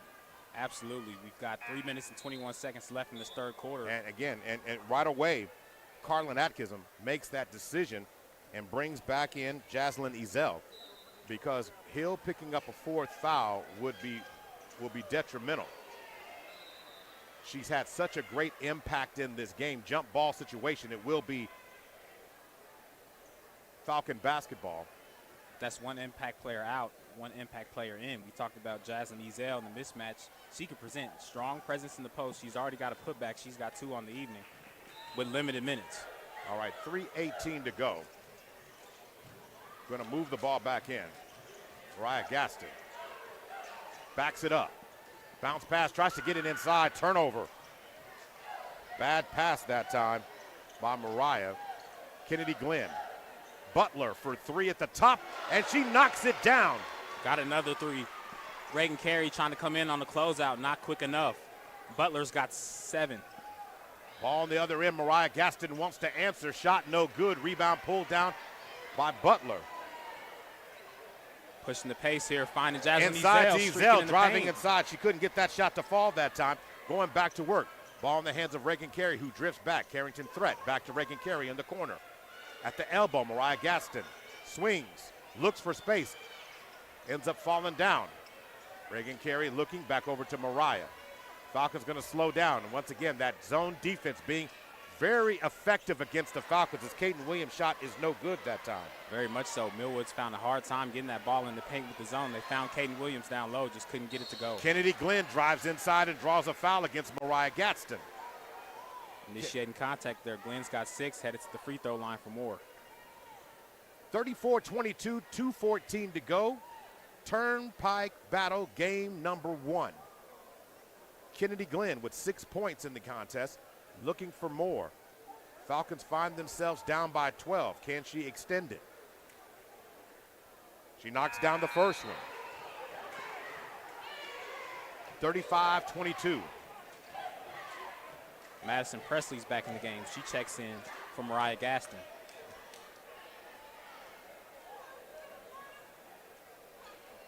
Kennedy Glenn's second free throw attempt is pure. Knocks it down, 36-22. Ball in the hands of Madison Presley. Gets it over to Courtney McCarroll. Courtney McCarroll has 7 in the game. See if she can get into the scoring column in the second half of this game. Reagan Carey puts it on the deck. Not able to get anything going there. And before they do, Coach Jackson calls a timeout on the floor. We'll see here. Looks like we have, I think it is a full timeout. We'll take one here as well. You're listening to the Turnpike Battle, brought to you by Oasis Fresh Market, OCCC, SSM Health, Ferguson Kia, and Super Prep. This broadcast is the exclusive property of Perry Publishing and Broadcasting Company. Any rebroadcast, retransmission, reproduction, or any other use of the accounts, descriptions, or audiovisual elements of this broadcast without the express written consent of Perry Publishing and Broadcasting Company is strictly prohibited. All rights reserved.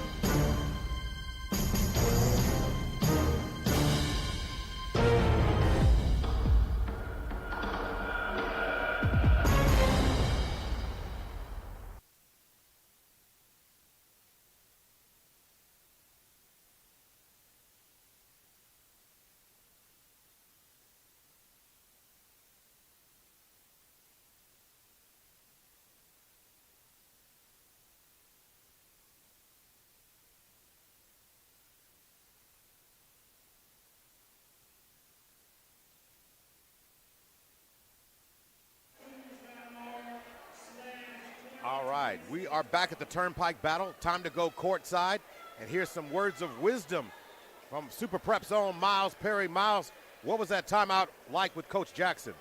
She's just telling the girls they got to stop the ball and do what they want to do on offense, which we heard at halftime, and she's just trying to stress that to the girls, and we'll see what happens come out this timeout.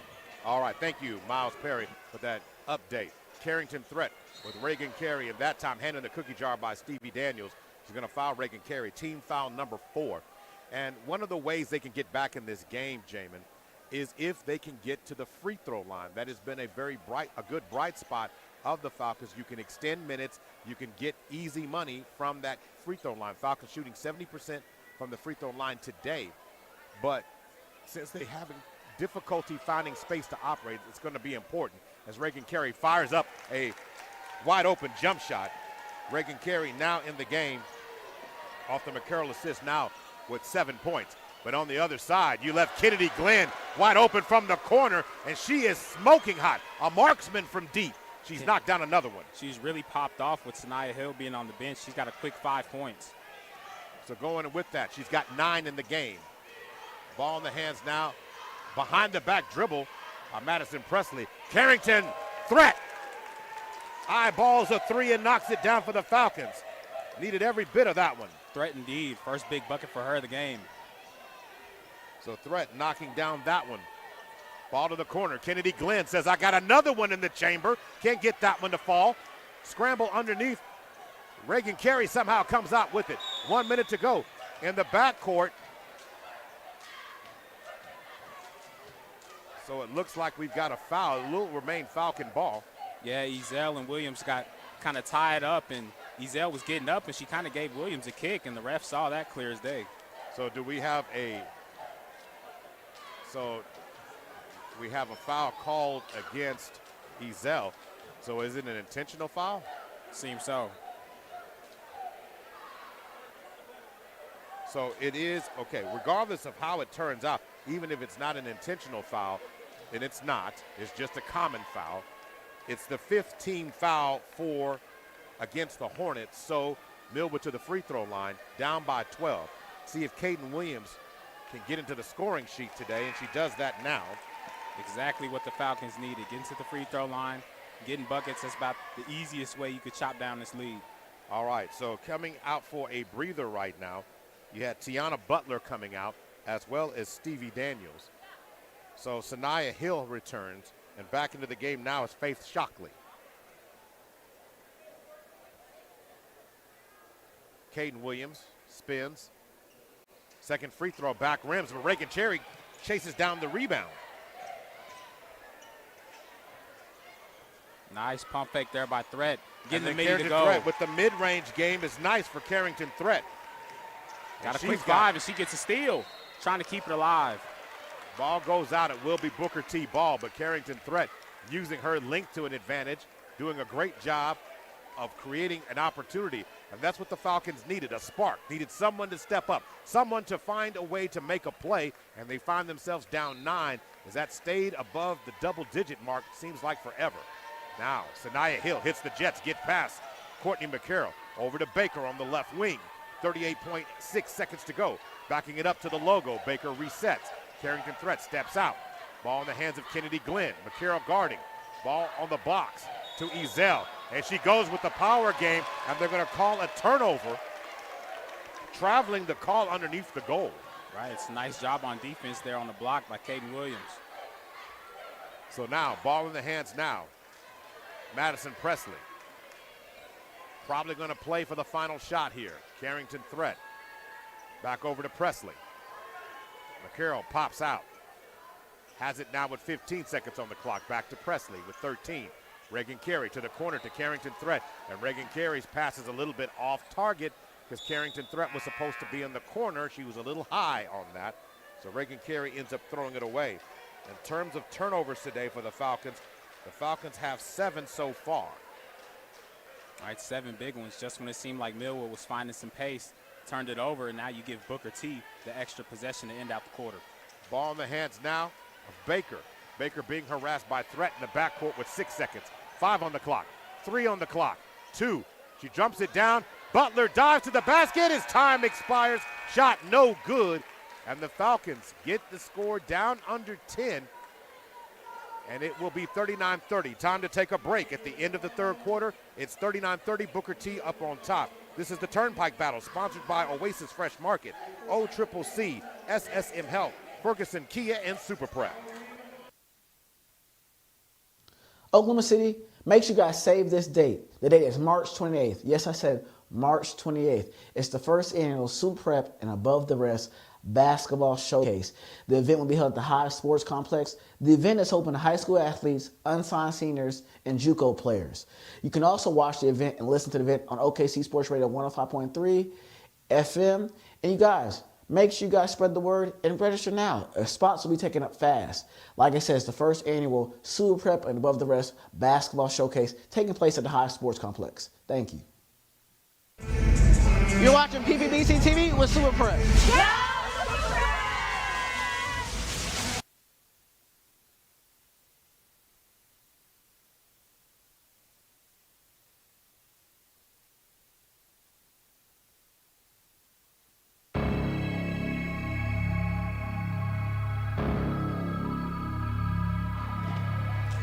All right, we got to check back in with Miles Perry as we get started for the fourth quarter. Miles, what you got for us?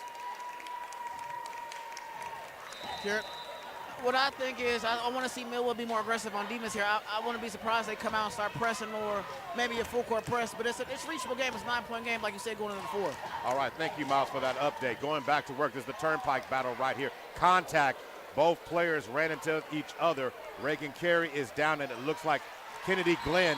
And on the other end, Courtney McCarroll makes the basket as contact. Both players ran into each other, and it's going to take a second here. They both, I mean, it was straight clash right there at the top there. That looked bad. Forehead to forehead, doesn't look too good. Reagan Carey's on her feet, but Kennedy Glenn, she's still on the floor.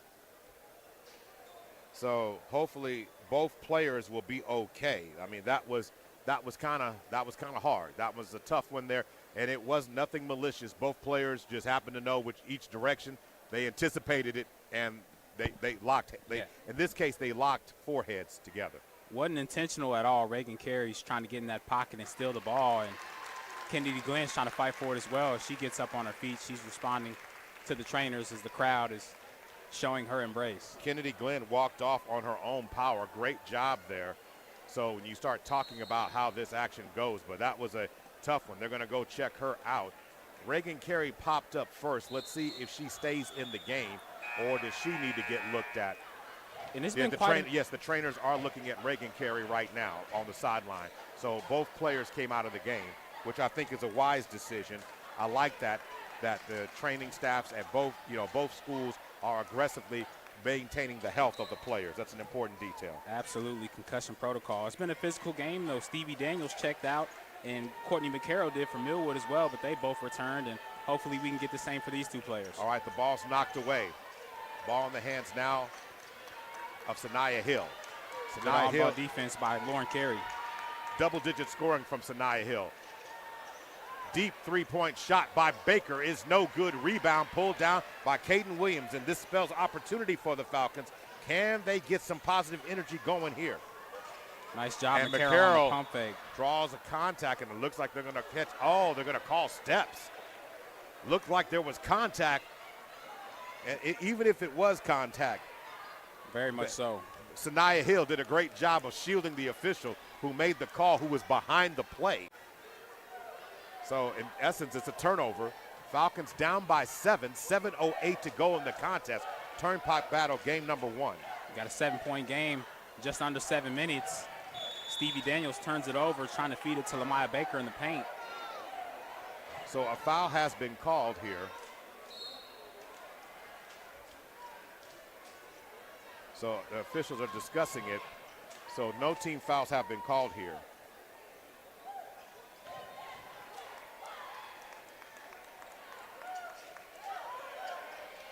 Ball in the hands now of Stevie Daniels, and she jots it in right before a 5-second call. Turn and fire that time by Butler. Shot no good. Here come the Falcons. Pulling up from the elbow jump shot is Lauren Carey. Shot no good. Rebound by Hill. She pushes it the other way. All right, Carey on the stop and pop, giving the points to go. Still Cut 7-point off. game. 2 Falcons did a great job that time. Madison Presley stepped up to cut Sanaya Hill off. She had every intention of getting in the lane, but nobody stopped Butler, but somehow the Falcons get a steal. Carrington Threat has it. Trying to slow it down here for Millwood.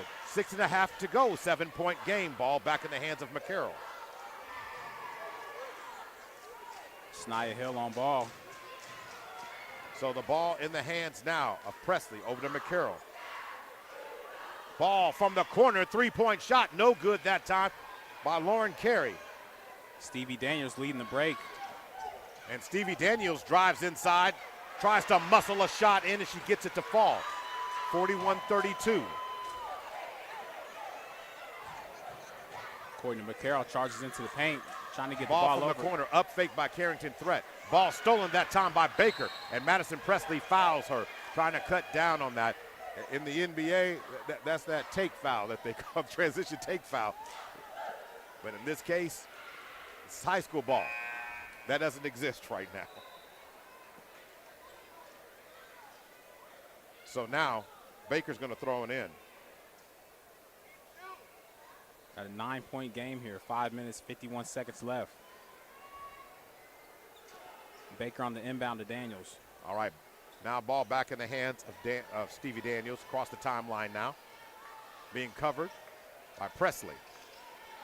Trying to work the ball around, and a timeout called there by Carlin Atkinson. Good defensive pressure there by Millwood, forcing that timeout. Critical timeout right here. It's a 30-second timeout. We're going to stay right here. Today's game is being brought to you by, of course, 105 K-Jams, Wing Supreme, R&R Tires, the Mail Center, and more of Tulsa, Greenwood Rising Museum, Keystone Chevrolet, the Black Chronicle newspaper, Super Prep, Ferguson Kia, SSM Health, OCCC, and Oasis Fresh Market. And what a job here as the cheerleaders are flipping and going crazy here on the floor. I mean, I don't know if it's a gymnastic battle here or what. They quite literally just went flip for flip, and it's not over. No, okay. All right, and she went. So a little bit of love dropping that down as the cheerleaders are doing what they do for fun. That was just a lot of entertainment there. The crowd loves it. Very much so. You got to entertain this crowd. This game has been very much so, but talked about all the people in here. The energy is just infectious. All right, Miles, I didn't see you flipping out there, man. What did you hear from that timeout? I didn't hear too much. I was distracted by the cheerleaders as well. But I don't do flips. So. I got you, Miles. Appreciate it. Okay, the ball goes turnover on that possession by Booker T. Could be a key turnover. 9-point game here. 9-point game overall, and you got to look at it this way. Courtney McCarroll, the high flyer for the Falcons with 9 points. got to find a way for someone to generate some more offense. Lauren Carey scored a lot early in this game, has not scored as much late. Ball back in the hands of McCarroll. McCarroll looking for space. Mariah Gaston drives, pulls it back out, pass at the elbow, and then Lauren Carey turns and fires, kiss off the glass shot, no good. Mariah Gaston gets the rebound, picks up the loose change, and makes $1. Nice job getting that offensive rebound. Second chance points, exactly what Millwood needs. Leads at 7. So at that point, you want somebody to make a play. You want somebody to come out there and do it. Mariah Gaston again, always makes a play. Contact as Ezell was licking her chops to post up Mariah Gaston on that last sequence. Jaslyn Ezell has a size advantage against Mariah Gaston, and she was willing to use it, and luckily for the foul being called before that action actually developed, as Caden Williams had picked up her second foul. So as it stands right now, Kennedy Glenn's back in the game.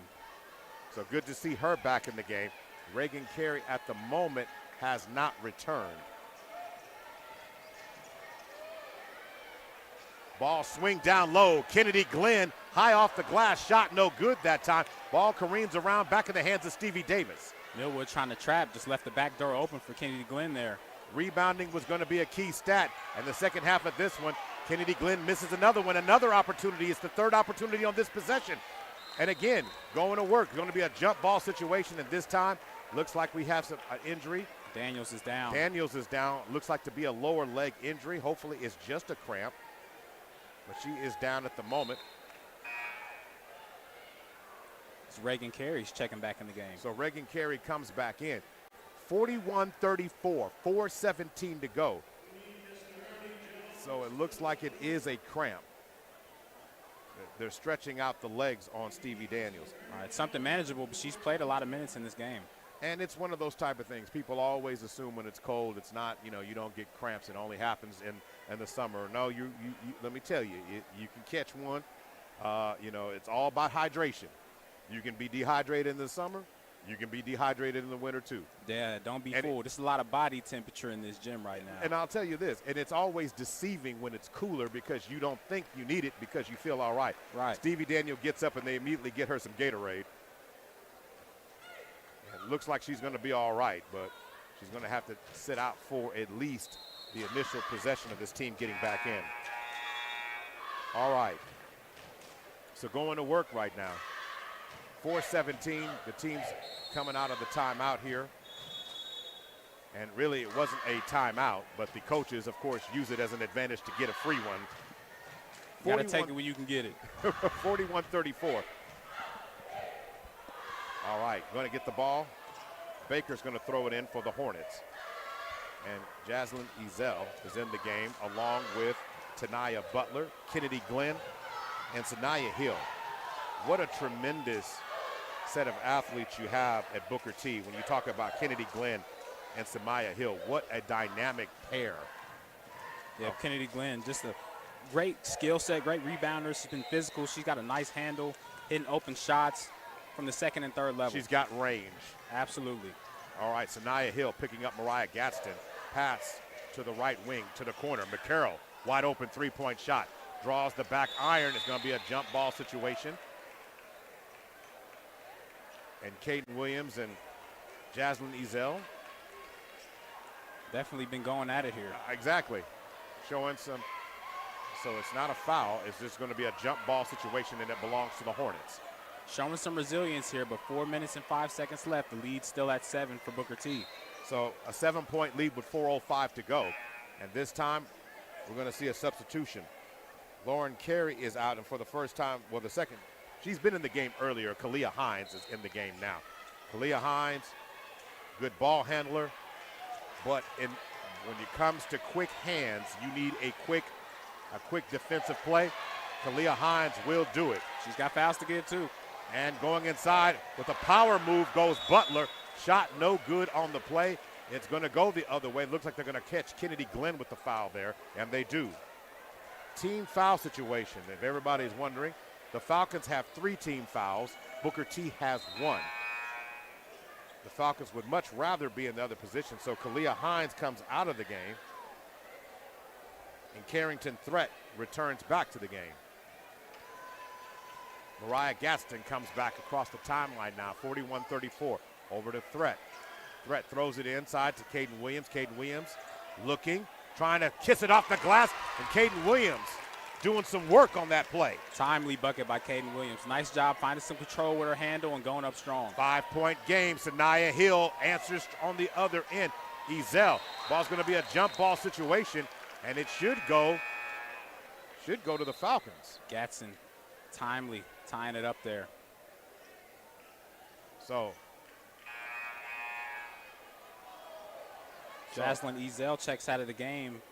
In comes Faith Shockley. Okay, I think that, I'm not sure, but they're saying it's Booker T ball. That last jump ball situation was Booker T. That one should have been the Falcons. That's my opinion. But anyway, ball in the hands of Butler. She gets around Caden Williams, scoop shot to the rim, and she scores. Right. What a great move by Tiana Butler. Give her space, she operates. She's been finding that shot, trying to streak in the paint. Courtney She got that McCarroll one. has the ball topped out of her hand there by Lamaya Baker. So 43-36, 3:13 to go. Falcons need a basket. Carrington Threat gets it back to Mariah Gaston on the logo. Right wing inside to Caden Williams, who dips down inside. She loses it. Carrington Threat has it, gets it back to Mariah Gaston. Back over to Threat, to Gaston. 2:59 to go. Up. Booker T in the 2-3 zone, trying to prevent the Falcons from finding space. Inside to Reagan Carey, over to Threat. Threat for three. Can't get the shot to fall that time. Contact underneath the rim. Caden Williams is hit over the back by Faith Shockley, who's in the game for the Lady Hornets. And Tiana Butler, she's grimacing quite a bit on that contest. Seems to be okay. So it's going to, Reagan Carey is now going to throw it in. Caden Williams fighting for position down low to get it out to Gaston. Reagan Carey over to Mariah Gaston, who dives to the basket. Quick layup she tried to get, wasn't able to get it to fall. Tiana Butler ends up with it. Ball in the hands of Kennedy Glenn. Kennedy looking, swings it back out to Butler. They reset, 2.5 to go. Falcons down 43-36, trying to find some space to operate. Trying to cut off and make a defensive play. Sanaya Hill gets it down low to Kennedy Glenn. Kiss off the glass for two. Kennedy Glenn, she's in double figures. Driving it, kicking it to McCarroll. Falcons turning the ball over. Sanaya Hills has it, throws it inside. Turn, fire in the lane. Shot no good that time by Baker. And somehow, some way, Mariah Gaston ends up with it. On the other end, McCarroll tries to get it down low to Caden Williams. She thought she was fouled on the play. The ball goes out of bounds, but it will be Falcon basketball. 1:53 to go. Down by 9. 45-36. Booker T fully in control. Inbound play to Caden Williams. They're going to say the foul is on the floor. Wave off the shot. So the foul's going to be against Kennedy Glenn. Caden Williams getting more aggressive here in this fourth quarter, fighting for a position. That's Kennedy Glenn's second foul. Team foul number 3. Falcons need baskets. Quickly. Inbound play to Reagan Carey. Sidestep to contact. Draws a foul against Butler. Team foul number 4. The Falcons have pretty much got 4 fouls in the last 2 possessions drawn against the Lady Hornets. Doing a great job drawing those fouls, lining it up. They want to get to the free throw line, and this is a good path to do so. Now you got to knock down your free throws. In the game itself, for Millwood, they are 8 of 12 from the free throw line, shooting 67%. Reagan Carey knocks down that first one. So now Kalia Hines comes in for Carrington Threat. 45-37, 1:50 to go. She knocks down both. Reagan Carey now with 9. Reagan Carey comes out and Raquel Hunt comes in. Booker T's leads at 7. So Butler throws it in to Sanaya Hill, being picked up by Raquel Hunt. Sanaya kicks it to the corner. Shockley for 3. Shot no good that time. And the ball goes out of bounds as the Falcons were not able to control the rebound there. Right, you want to communicate a little more. You had Caden Williams as well as Kalia Hines fighting for that rebound, couldn't get possession. Raquel Hunt comes out, Reagan Carey returns. So the Ring of Honor will be acknowledged at the conclusion of this game. We'll have that live for you on the radio here, as driving into the basket was Lamaya Baker. She wasn't able to get it to fall. Then Mariah Gaston loses the ball on the other end. Ball in the hands of Kennedy Glenn. Reagan Carey tries to get it. Butler has it again. Lamaya Baker. Trapped. McCarroll. Back in the hands of Shockley. Scramble. Fighting. Ball to the basket goes Shockley. She can't bring it down. Strong Williams rebound. ends up. And the ball stolen by Sanaya Hill. Physical play going on, and a timeout has been called. What a frantic last few seconds. I mean, I don't know if we were watching basketball or a little bit of WWE right there. We had high elbows. We had a little bit of everything right there. And ultimately, Booker T took the body blows and maintained possession. All right, it's been a very intense game. We've seen the physicality continue to rise over the course of the game. And with the last minute in the game here, Millwood's trying to do everything they can to get a few extra possessions to hopefully tie it back up in some way. It's a 7-point game. Today's game is being brought to you by OKC Sports Radio 105.3, Perry Publishing and Broadcasting Company, Heart and Soul 99.1 and 1050, 105 KJMs, Wing Supreme, R&R Tires, the Mail Center, and more, Tulsa, Greenwood Rising, Tulsa Car King, Super Prep, Ferguson Kia, SSM Health, OCCC, and Oasis Fresh Market. So from here on out, you just got to know, if you're Booker T, to take this home, control the ball. You have some, basically, the Falcons are in a position where they've got to get shots up. You control the ball. You don't have to shoot the ball. More importantly, don't put them on the free throw line to extend the game time. That's how Booker T takes this home. Right, the ball is live, so for Millwood, don't turn it over. But for Booker T, they got plenty of options. They got Sanaya Hill, Tiana Butler, and Kennedy Glenn, all in double figures, and all of them are very capable of attacking the basket and getting a bucket just to assure this win in the final minutes. Let's get a live update from Miles Perry. Miles, what was the big talk in that timeout? You guys, I was at the score table. I brought on that one. I didn't get in the huddle on that one. I was checking the score table. I got you. Player of the game coming up soon, though. You want to know some foul counts. I got you, Miles. I got you. All right, so going on right now, looking at how this goes, Butler and Caden Williams trying to get position, and each one of them is not willing to give up space. Trying to get the ball in. Pass is deflected. Ball ends up in the hands of Hill. She drives inside, and then finally, Kalia Hines is going to end up fouling Hill. So as it stands right now, that is team foul number 4. 1:02 to go, still down by 7. Baker to throw it in for the Hornets. Shockley, ball rolls around. The Falcons still can't get their hands on it, and somehow Butler does. Hill being covered by Hines. Hill loses it. Courtney McCarroll has it. Falcons looking for an opportunity, driving to the basket, and it's going to be blocked. Swatted away by Tiana Butler. Right, she was certainly going up strong, looking for the foul, and that one is called there from Lamaya Baker, trying to drive. So Mariah, you're talking about Lamaya Baker taking it the other end, but that is team foul number 5 against the Falcons there. So tough situation now. Baker goes to the free throw line with 43.4 seconds to go. Trying to push the lead back up to 10 and take the rest of the life out of the Falcons. She knocks down the first one, 46-38, 43.4 seconds to go. Kalia Hines comes out of the game. Carrington Threat comes in.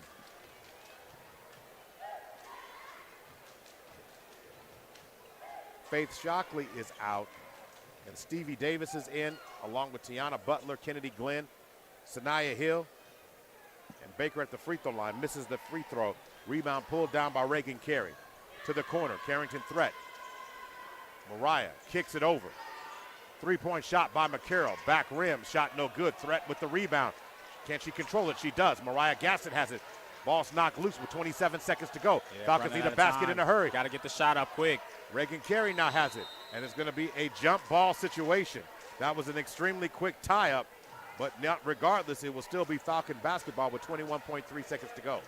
Right, and they've got to be aware of the time on the clock. You got 21 seconds left, and you're down 8. You got to get these shots up quick. You got to take the best shot that you can, get quickly. Courtney McCarroll looking, driving down the lane, push shot off the glass, draws contact, goes to the free throw line. That's what she needed to do. Exactly what you want, McCarroll. Staying aggressive, seeing if she can cash some in from the free throw line, cut this lead to 6. So as it stands right now, Courtney McCarroll with 10 points in the game, or 9 points in the game. She's looking for her 10th. Misses the first one. She gets one more.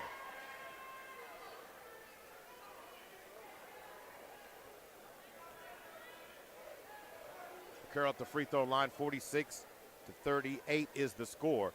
She gets it to 39, knocking down a very crucial free throw. Lead down to 6, 16.1 seconds to go. And this is one of those situations where the Falcons are not going to foul. Kennedy Glenn has it, 9 seconds on the clock. Stevie Davis looking, and Booker T is going to dribble it out. 4 seconds on the clock. And with seconds left, 2.5 to be exact, in this case, Courtney McCarroll fouls. So back to the free throw line goes Kennedy Glenn. Kennedy Glenn should be around 13 points. She's got 13. You're on point like an arrow, Mo.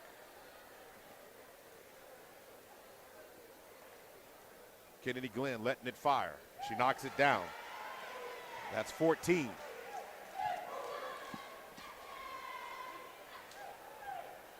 One more coming. She knocks that one down. So 48-39, the lead with 2 seconds left to go. And that will be the final seconds in this game as Booker T wins the turnpike ball. The girls 48-39. Just a moment here, Miles Perry is going to talk to the head coach, Carlin Atkinson, and probably grab a player as well. We'll see what he has there. But looking at how this game has gone, you're talking about Booker T now. That improves. All right, so Miles, Super Prep got a player of the game. Who you got? Super Prep player of the game is Kennedy Glenn. Kennedy, you went off today beyond the arc. You guys, you opened up the offense for the Booker T Lady Hornets. What was the game plan coming in today? The game plan was just to play hard, play smart. You know, this was a big game, and we just wanted to compete and win this game. Well, how did it feel this big game? Coach said you guys haven't been in this environment before. How did you guys handle it though as a team? How do you feel like you handled it as a team? I think we handled it pretty well. We crashed the boards. You know, we attacked. We was knocking down shots. Just playing as a team. That's what brought us the win. Now, what's a team goal you guys have for this year? A team goal is to win a state championship. We're trying to get to state and win it all. Well, thank you, Kennedy. Thank you so much. Thank you. Coach Atkinson, how's it feel? This is a big win. It was a good win for us. You know, I think it gives us confidence throughout, you know what I'm saying, for the rest of the season. So a good win. I think I tip my hat off for Millwood and, Coach Toya. She did a great job. Now, Coach, you guys play some hard, pestering defense. Yeah. Do you feel like you guys pride yourself on the defense end and that's your backbone? Definitely. You got to lay your head on that end every game, and that's what we do every practice. You know, we get up after each other every day. You know, it's a young group, so, you know, we got to do the fundamental things on defense. Now, Coach, Kennedy said the state championship is the goal for the team this year. How do you feel about that? It's always the goal, man. You know, that's why we do this. That's why we're here. I mean, you take a look around here, it's about banners. It's about championships. So, you know, anything less than that is not acceptable. Coach, good luck on the rest of the season. Thank you. I appreciate it, man. Back to you guys. Appreciate it, Miles. So looking at it now, Jamin, from the standpoint here of the Booker T now improves to 10-5 on the season, where Millwood falls to 11-6. Here is a pure fact, and of course we will get some footage as they're about to acknowledge and recognize the class. Okay, all right, so we got it. So we'll see exactly here. They're going to acknowledge the class of '86. Let's go down to the court side, see if we can get that footage right now for those who are watching on PPBC TV. And let's let them.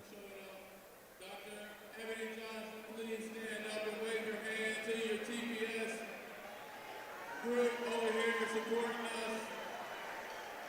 Thank thank you guys for being here, but I want to be very quick and brief. I'm James Cooper, the new principal here, but I'm going to introduce the award-winning Emmy, Neely Jones, who's a Booker T graduate, played soccer here.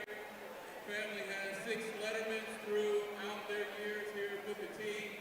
So she is a Booker T running through and through. And let's get the program going. Good evening, everyone. We're going to start tonight with our meeting with Amy Brown. By the time Amy entered Booker T, she was already known across Oklahoma and beyond as a horse and middle distance track and cross-country events. She quickly emerged as a central figure in the school's athletic program, helping establish the Lady Hornets as a cross-country powerhouse in the mid-1980s.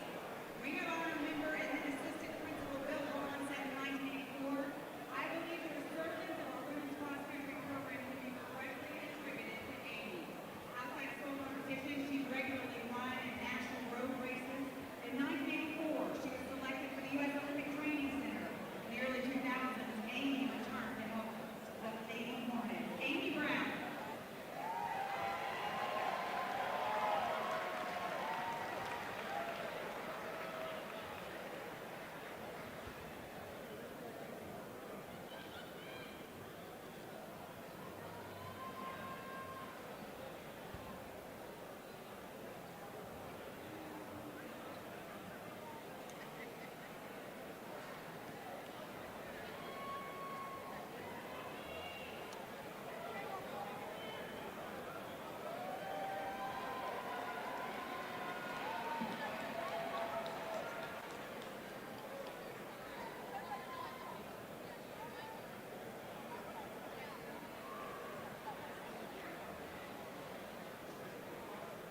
Congratulations, Amy. Next we have Pregame, who averaged 12.5 points on the Hornets' 1981 state championship team and 20 points with his female.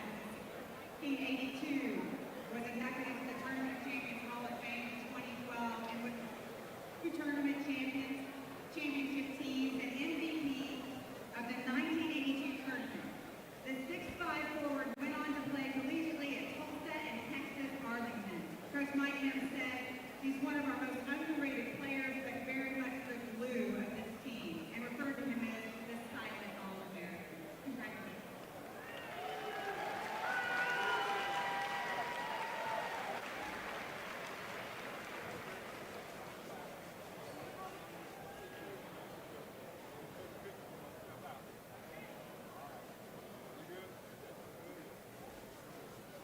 Next we have Aaron Lockett from 1997.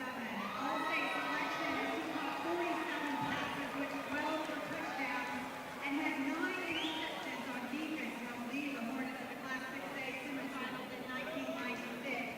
He also won state track titles for the 100 in 1997, 400 relay team in 1994. At Kansas State was an all-big team selection and second team All-American in 2000 and led the NCAA in punt return average and led the Big 12 receiving yards average in 1998 and the CFL return yards in 2005. Aaron Lockett, everyone.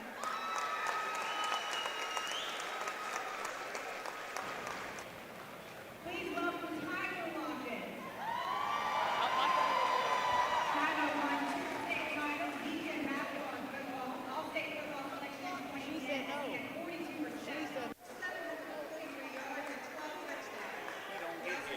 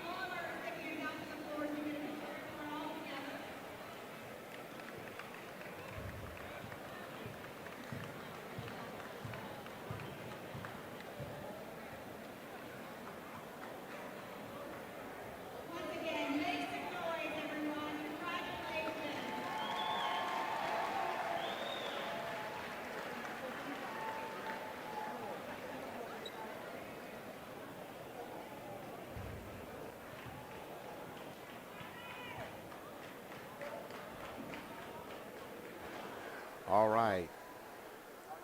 The inductions into the Booker T Hall of Fame and recognizing the class today.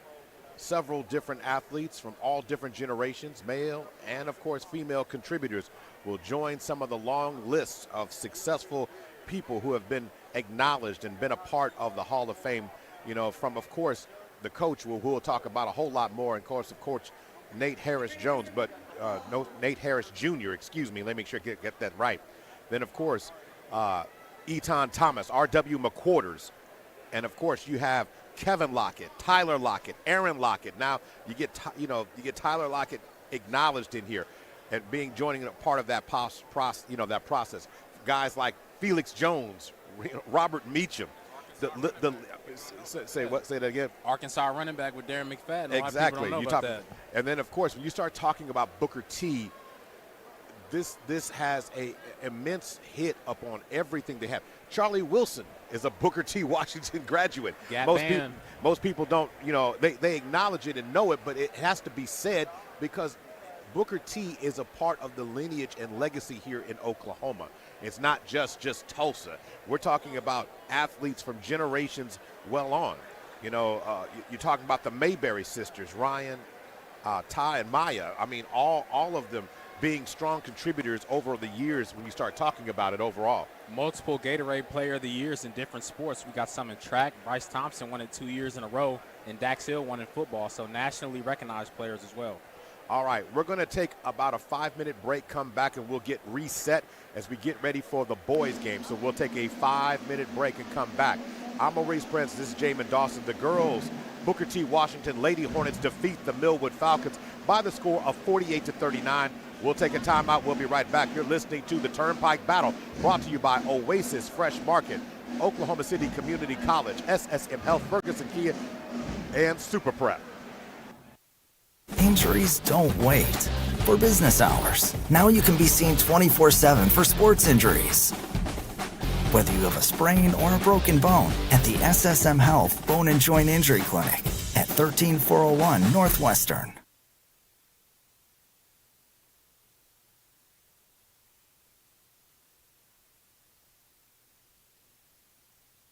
Boom! Happy New Year! And what a great time to take advantage of getting the finest SUV on the planet, the all-new 2025 Kia Telluride. Over $5,000 off of MSRP. That's right, my friend. Look at the luxury design of that vehicle. It can make 2026 your best year. So come on out and see us at Ferguson Kia Superstore in Broken Arrow, Oklahoma, right next to Bass Pro. And when you come, tell them CJ sent you.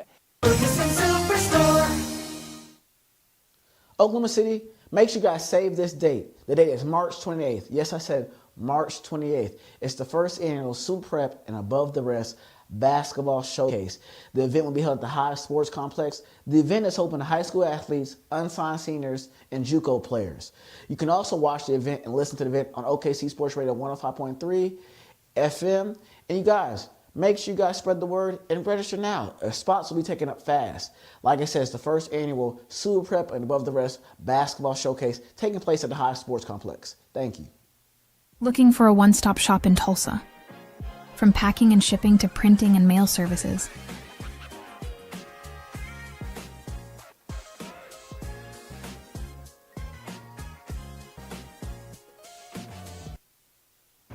Oklahoma City, I'm Miles Perry, and do you know a student that would like to win a $10,000 scholarship?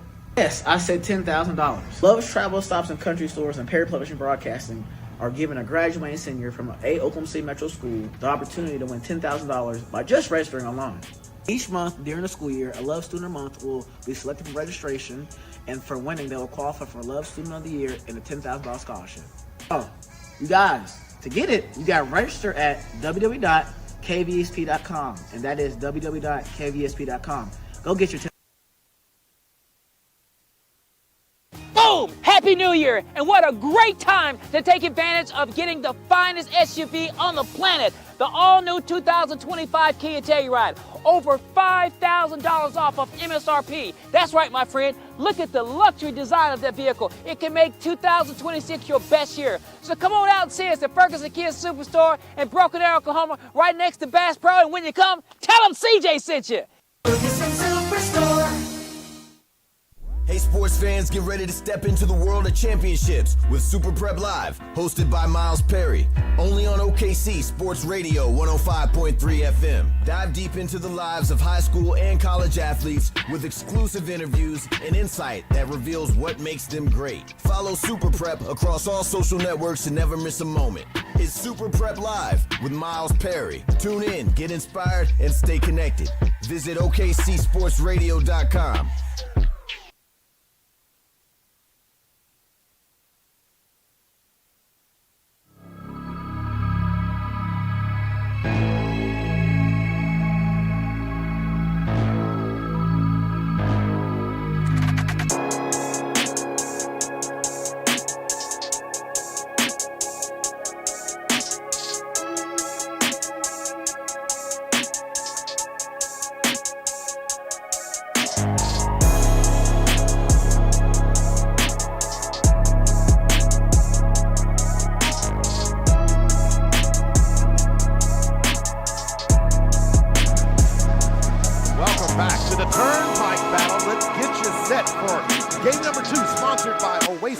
Market, Oklahoma City Community College, SSM Health, Ferguson Kia, and Super Prep.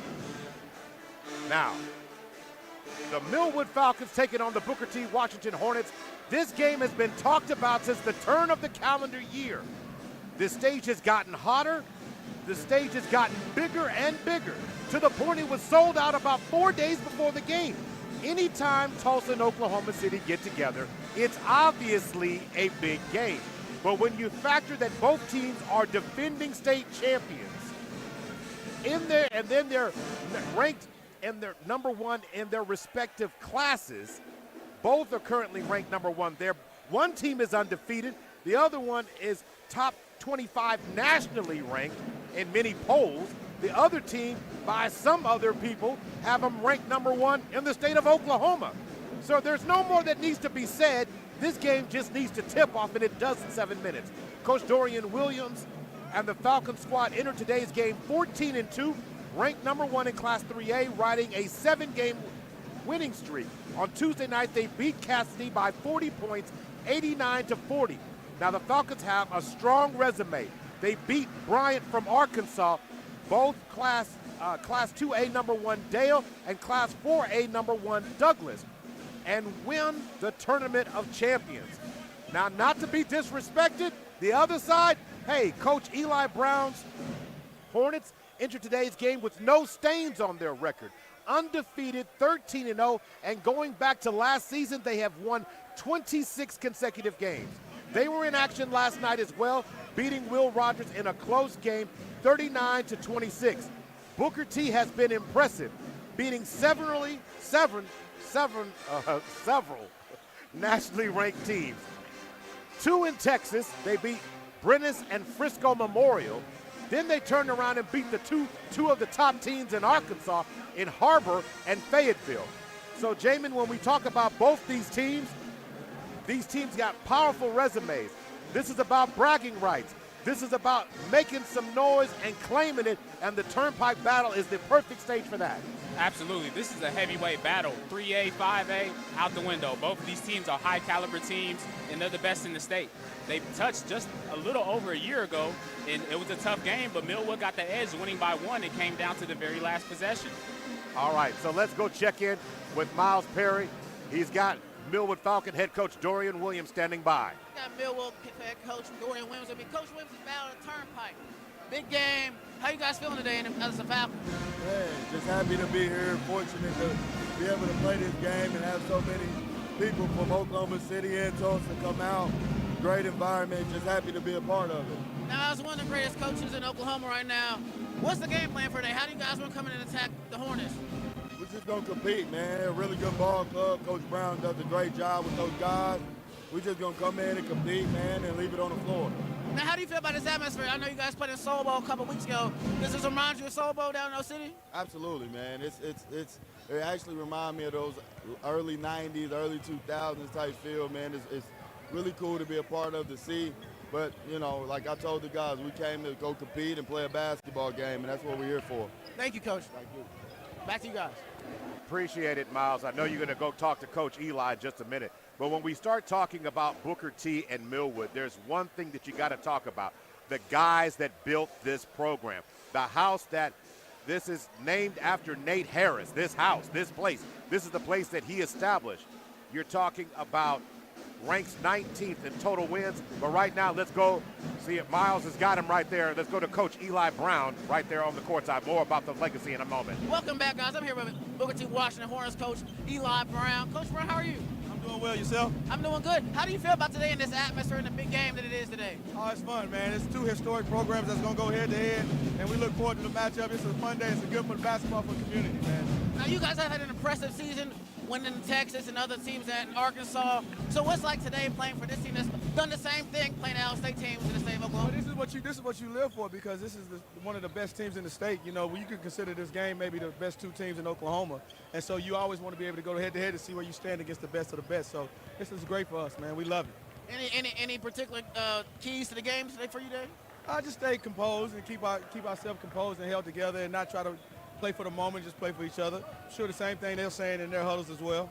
Yes, sir. Thank you, Coach. You're welcome. Good luck today. Thank you. Back to you guys. All right, Miles, appreciate that interview right there, of course, of Eli Brown. But I just want to point out that the house here that Nate built, ranks 19th in all-time wins, 632. 632.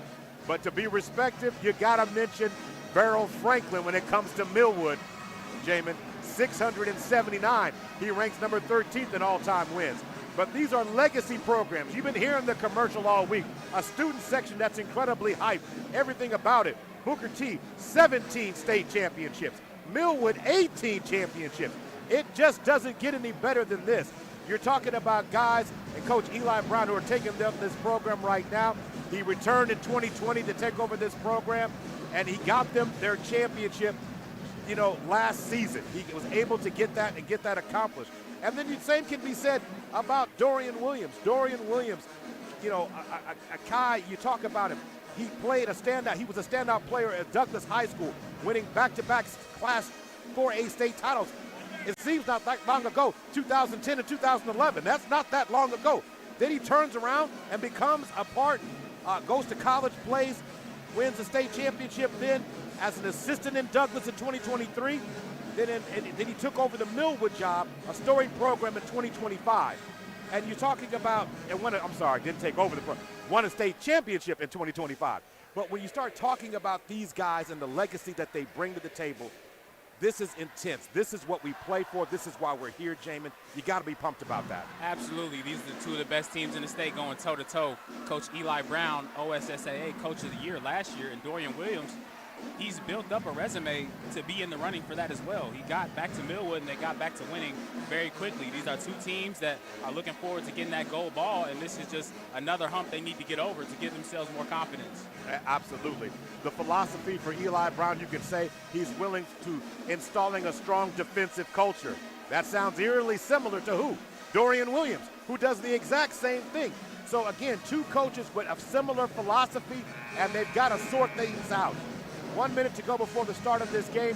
When you start talking about how these teams have performed and played, you're looking at a couple of things here. Booker T over the course of this season is averaging 73.8 points per game, holding their opponents to 43.3. That's a point differential of plus 30. 26-game winning streak. Millwood on the other side this year, they're scoring an average of 72.1 points per game, holding their opponents to 55. It's a 16-plus point differential. But here it is. One team scores 73 by average. The other one scores 72. I say today, both teams, neither one of them will get to 70 points today. I expect a defensive mentality from both squads coming out to set the tone. I think Booker T, they've had a little bit more time to rest after playing last night. I think they're not going to waste any time, and I think it's going to be up to Millwood to outlast the storm early in this game, Jamin, before they cut loose and start trying to make their move in this game. And that's going to be the greatest challenge. Coach Dorian Williams and his Falcons team played their best basketball in the second half. When they met up with Booker T last December, they trailed in the first half, and they found a way to get the win in the very last possession. Even in the state championship game, Millwood was trailing in the first half and didn't claim the lead until early in the third quarter. So expect them to come out and play the best ball in the second half, but the challenge is to come out here and punch early. All right, so we're ready to get game number 2 of the Turnpike Battle of Kid. Today's game is being presented by Oasis Fresh Market, OCCC, SSM Health, Ferguson Kia, Super Prep. Let's turn it over to the PA announcer for the starting lineups.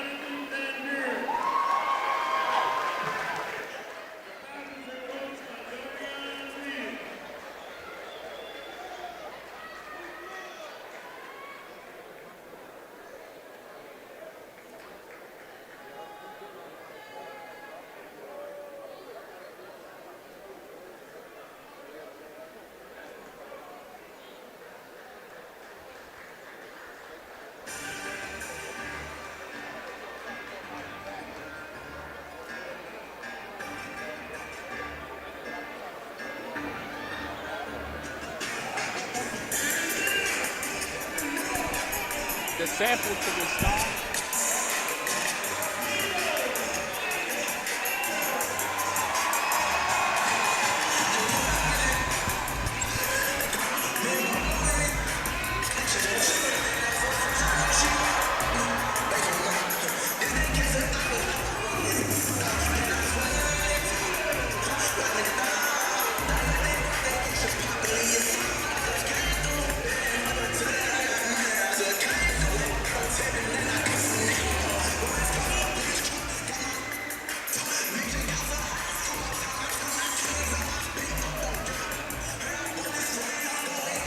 All right, we'll go ahead and confirm the starting lineups for the Falcons this afternoon.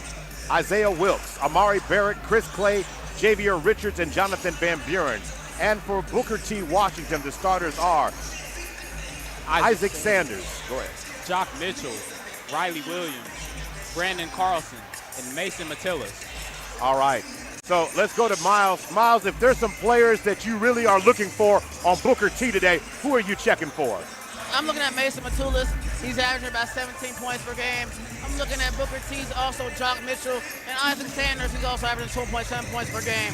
You know, those guys are high-level guys, a lot of D1 offers, and a lot of high looks. So those are the guys I'm looking for today.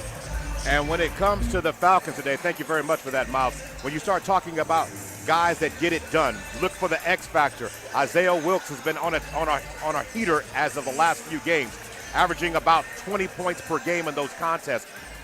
Amari Barrett, he can get you any way you want it, but he usually is a double category guy. He usually makes his impact on rebounding and points. Expect him to have at least that. Javier Richards jumps it up, and the Hornets have the ball. One that will start this off. Ball in the hands right now of Jock Mitchell. Hands off to Sanders. Sanders goes all the way over to the other side, close to the Millwood bench. Chris Clay, who was inactive on Tuesday, is back active in tonight's game. Interested to see how he responds in this environment as well. His ability to shoot the long ball will be a factor if he can get there. And Chris Clay is also a defensive threat as he makes a play right there. Chris Clay coming away with the steal, forcing the first turnover of the game. 7:30 to go, 0-0 is the score. Ball in the hands. Class 3A number 1, Class 5A number 1. It's all going to be settled here over the course of 4 quarters. Glad that you're here with us. Remember, if you're listening on K105, KJM's 105, also listening in Oklahoma City on OKC Sports Radio 105.3. A reminder, you can watch this game by streaming it on the app PPBC TV, or also go to YouTube, and you can also watch the game on PPBC TV from there. Ball's knocked away, and guess who makes the play? It's Matillas. Up fake to the goal, he goes and he scores. Nice bucket there from Matulis. Did his own work that time with 2 points coming off the steal on the other end. Shot no good that time. Rebound pulled down by the Hornets. Matulis covered now by Barrett. Barrett knocks the ball loose. Matulis recovers. Going to swing the ball back up tight to Sanders, being covered by Van Buren. Firing the ball from deep, and Isaac Sanders finds range early. And just like that, the Hornets sting and up 5-0. Right, doesn't take long at all. Isaac Sanders very shifty, getting up in his shot very quickly. Chris Clay with the ball. Gets it to the corner to Isaiah Wilkes. Back to Barrett, man-to-man defense right now. Barrett, step back, three-point shot. Back rims, hits the top of the goal. Javier Richards gets the rebound, can't get it to fall. Barrett tries to come in one-handed. And the ball's going to go out of bounds. There's going to be contact, a push on Javier. But a frantic sequence there. Missed shot by Barrett. Somehow, some way getting the ball around, having another opportunity at it. And then tried to drop the hammer on a putback attempt. Would have really taken the air out of this building. Wasn't able to do it at that time. Absolutely would have, partner. Just getting off to a quick start, trying to find some poise, find some flow in this Millwood offense. So now going to work. Javier Richards was called with the foul there at the net on the last possession. Now ball back in the hands of Mitchell. Being covered by Javier. Mitchell showing some great ball skills, and that's going to be a key foul here. Is that going to be called against Javier? No, it's going to be called against Chris Clay. Team foul number 2. Right, you mentioned Chris Clay. He didn't play in last game, but his shot-making ability and his defense is definitely going to be a key factor for him. You want to watch how physical they get. Ball on the left. On the left wing. Now reset at the top there by Sanders. Ball back in the hands of Matulis. Being covered by Clay. Pop out now by Williams. Being covered by Javier. And again, there is no, Matulis now has it. Chris Clay smothering him right there against the sideline. Matulis into the lane. Found a way to drive to the basket. Wasn't able to get it to fall that time. Rebound pulled down by Wilkes. Wilkes hits the Jets. Blurring through the defense. Javier comes through and drops the hammer and puts the Falcons on the board. Silky smooth Isaiah Wilkes breaking through that press, getting the fast break going, finding Javier Richards. Dorian asking his defense to wake up. Ball's knocked loose, and the ball's knocked out of bounds. Chris Clay causing some havoc on the side. Got into the chest of Brandon Crosland. Turnover. Right, giving Brandon Crosland real fits, trying to get into his shot. Chris Clay doing a nice job picking that pocket. 4:43 to go. Coming across the timeline comes Wilkes. So trying to get some space to operate now. Ball in the hands, bounce pass over. Back in the hands of Wilkes on the left wing. Booker T still remaining in man-to-man defense, 2-3 zone. Chris Clay lets it fly from deep. Chris Clay is on the board. And then he has to talk about it afterwards. Talked about his elite shooting ability. The Redlands Community College commit, getting on the board early. Ball Crosland knocked out of the hands. Chris Clay making an impact, getting into the body of Brandon Crosland. Knocked the ball loose. 5-5 is the score right now. All tied up, 4 minutes to go in the first. Crosland 6'6", that's a tall guy, just having trouble getting a hold of his handle. To the basket goes Isaac Sanders. Wasn't able to get that shot to fall. Rebound pulled down that time by Barrett. To the corner. Wilkes decides to let one fly, and the Falcons are flying high. Millwood pushing the pace. That's a great job. Isaiah Wilkes knocks down the corner 3. You're talking about Booker T coming out on a 5-0 run. Millwood responds with 8. It gets the student section here from Oklahoma City on their feet. 3:38 to go in the first. Chris Clay. The Falcons switch everything, and now Isaiah Wilkes comes out of nowhere and snatches the errant pass. Nice into the lane. Wilkes kicks to the corner. Jonathan Van Buren, short corner jump shot. In, around, and down.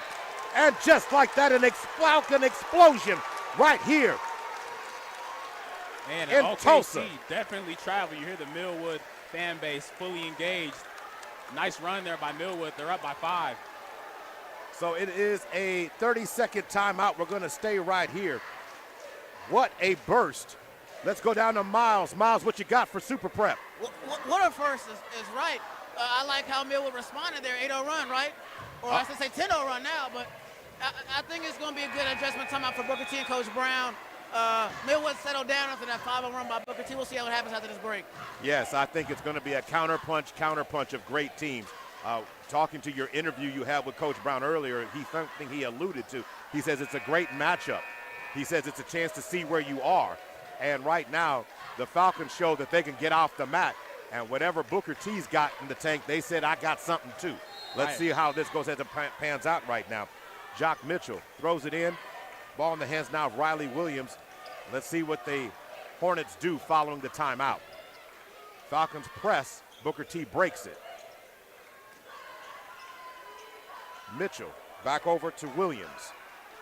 Amari Barrett stepping out on him. Falcons remain in man-to-man defense. The Falcons don't mind switching everything. Right, they got versatile defenders that can defend all 1 through 5. Amari Barrett leading the way. Matulis gives it back up to Mitchell. Mitchell loses it.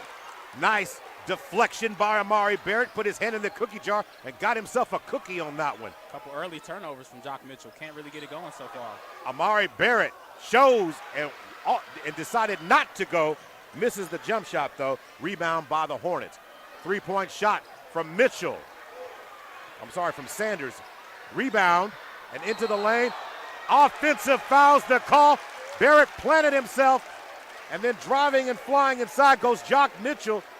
Drew contact. They're going to call an offensive foul there. All right, rebound there by Lawrence Scott trying to get it going, but great defensive awareness by Amari Barrett. We touched on his defensive versatility thus far.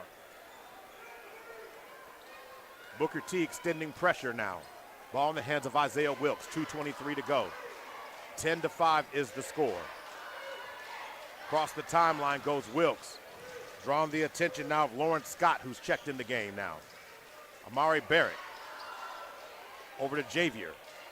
Over to Van Buren. Van Buren swings it back over. Wilkes, ball fakes, goes behind the back. Elbow jump shot. Does not fall, but Barrett is still battling. Barrett goes to work on the inside, and Amari Barrett says, come get some of this. And it's all Amari Barrett so far. Strong rebound and a putback, putting Millwood up by 7. Jock Mitchell losing the basketball. So another unforced turnover by Booker T. Amari Barrett with the basket. So all starters for Millwood have scored in this contest. The run continues 12-5. So coming out now for a breather as Bryce Brown is checked in the game. Out comes Chris Clay. Hornets going to inbound it now. Ball in the hands of Crosland, who gets it back up top, reset by Sanders. Over to Mitchell. Matulis from Peoria misses that shot that time. Deep three-point shot. Rebound pulled down by Javier. Into the lane goes Wilkes. Wilkes finishes high. Foul, go to the free throw line. And right now the Falcons have been able to carve up that defense early on here by the Hornets. The Hornets are going to nestle down and then try to figure some things out to try and slow down that Falcons attacking into the lane and finding these the middies. So the Falcons are not this necessarily settling for threes. Yeah, they're not settling any bit. The threes that they did take were wide open. Isaiah Wilkes is really pushing the pressure, putting pressure on the defense, really has them on their heels so far. 13-5 now. Wilkes has 4 in the first. 1:29 to go. The score is 13-5 in favor of the Falcons. Make that 14-5. Isaiah Wilkes now with 5. 1:29 to go. It's a 30-second timeout on the floor right now. Let's go ahead and show some love to our sponsors today. Today's game is also brought to you by and sponsored by the Tulsa Car King, the Black Chronicle newspaper, Greenwood Rising Museum, the Mail Center, and more Tulsa, R&R Tires, Wing Supreme, K105 Jams, Heart and Soul 99.1 and 1050, OKC Sports Radio 105.3. Also want to throw some love to Super Prep, Ferguson Kia, SSM Health, OCCC, and Oasis Fresh Market. Maurice Prince, Jamin Dawson, and on sideline, Super Prep's own Miles Perry. We'll come to him in just a second here. Going to get the ball in play, Braden Clausen to throw it in.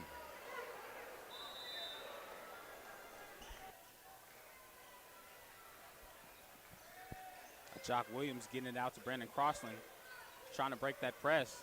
They get it across half court. Crossland trapped. They get it into Isaac Sanders in the paint. All right, so back in the action here. Pass down low, and Crossland finds an easy path to the basket and scores. Been a quiet 3 or 4 minutes for Booker T. Cuts the lead in half, 14-7. So now, it looks like it will be Millwood basketball. Foul situation, 3 team fouls against the Hornets, 3 team fouls against the Falcons. So 14-7 as it stands right now. Going to have a special guest at the end of the first quarter here. Join me just briefly. Going to put the ball back in the hands of Bryce Brown over to Isaiah Wilkes. Over to Brown. 45 seconds to go. Brown gets some space over to Wilkes. Wide open 3-point shot from the left wing. Shot no good that time. Rebound there by Jock Mitchell. Mitchell pushes the pace into the lane, and they're going to call a jump ball situation. And it will be Falcon basketball. 32.9 seconds to go. Nice position there by Javier Richards. Millwood getting possession again. Booker T's had a few turnovers. Got a quick bucket there by Crossland, but other than that, it's still all Millwood. So 32.9 seconds to go, and now Isaiah Wilkes is going to throw it in. So Bryce Brown over to Isaiah Wilkes. Bryce Brown, 25 seconds on the clock, back to Wilkes standing on the logo. Falcons going to play for one. Dorian Williams says play for one shot. He's called out the offensive set. Ball back in the hands of Brown with 9 seconds. Falcons got to move. They're going to try to get a shot off. Van Buren into the lane. Push shot by Van Buren, and they're going to call an offensive foul.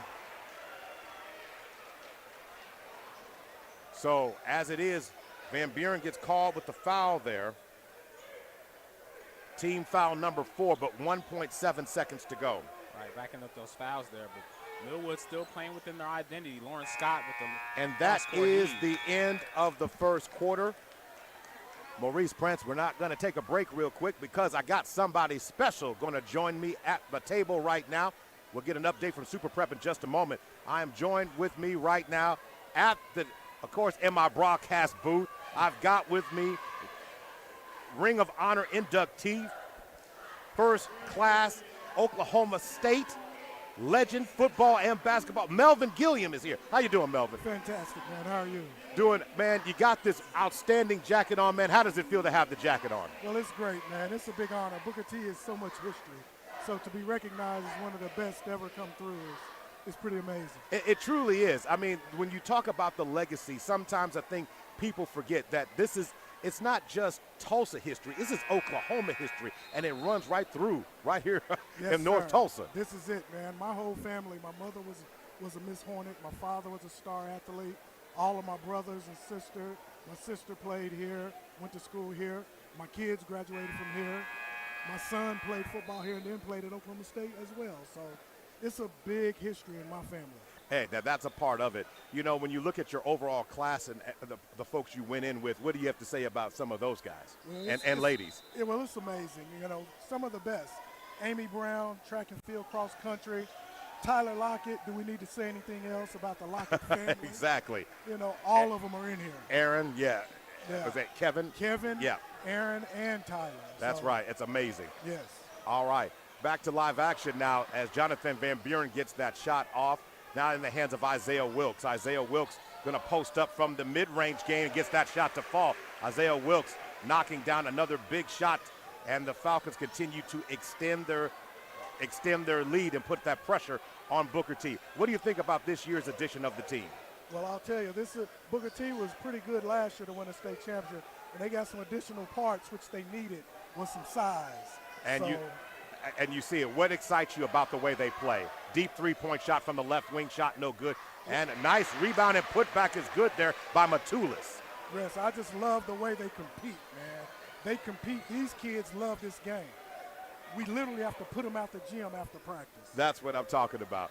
I appreciate you stopping by for just a moment and talking with me. Thanks for having me. No problem. That is, of course, Ring of Honor inductee Melvin Gilliam right here joining me at the scorers table. Second quarter getting ready to start. Ball already started, I should say. Ball in the hands of Bryce Brown.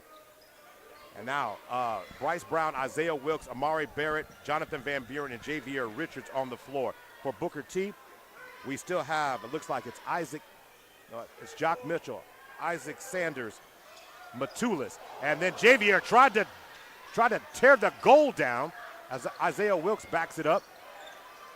Step back three-point shot, no good. Javier tried to back tap it. Amari Barrett ends up with it, and they're going to call an offensive foul against Javier Richards, who picks up his second foul. Also on the floor is Brandon Crosland and Riley Williams, the original starting group on the floor, I do believe. No, a correction on that. That is also Lawrence Scott that's on the floor. So Matulis comes out. Into the game comes Kamen Robinson.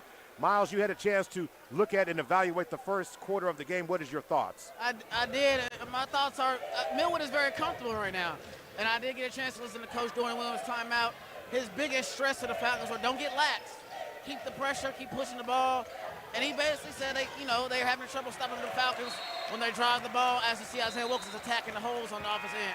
Miles, you look good when you call it right out and it happens right in front of you. I appreciate that. Yeah.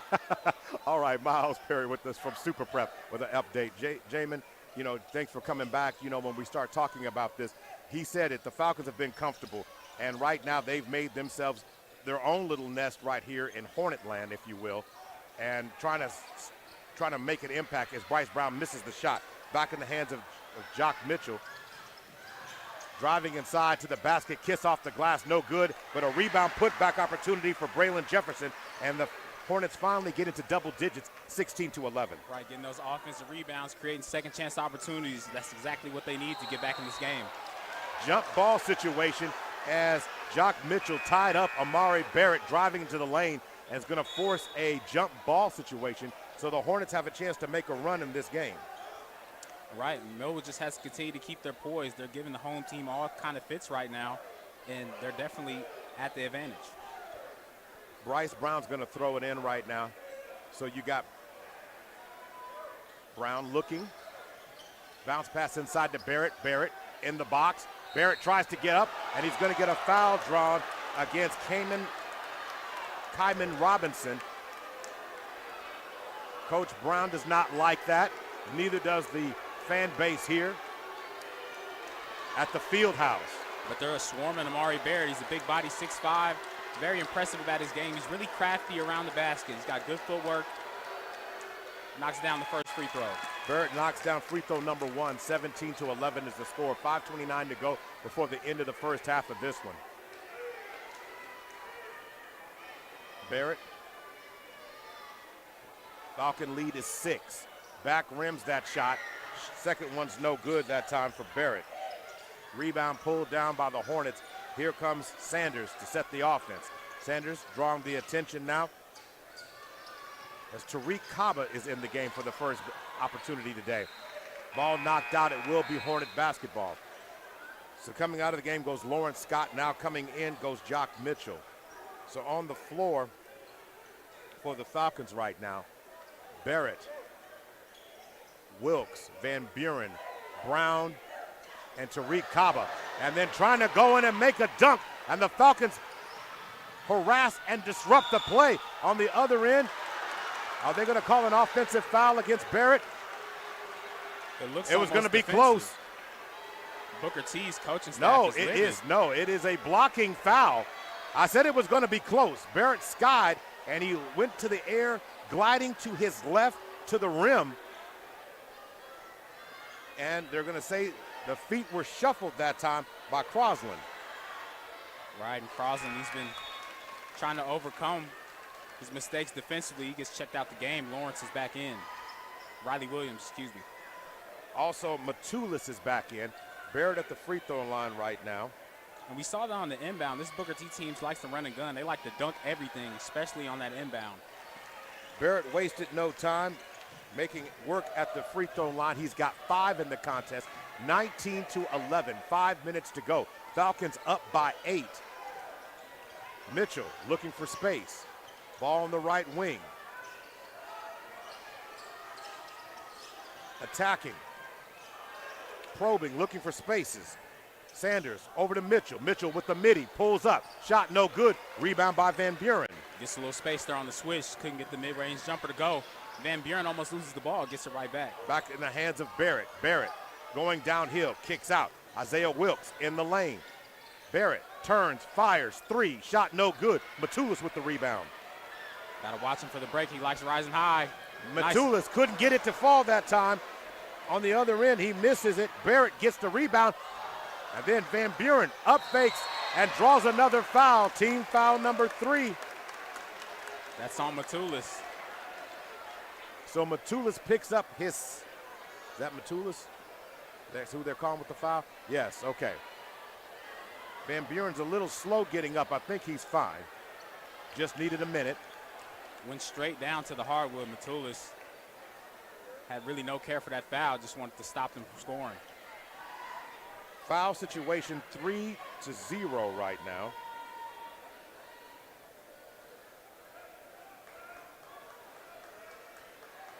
So as it stands right now,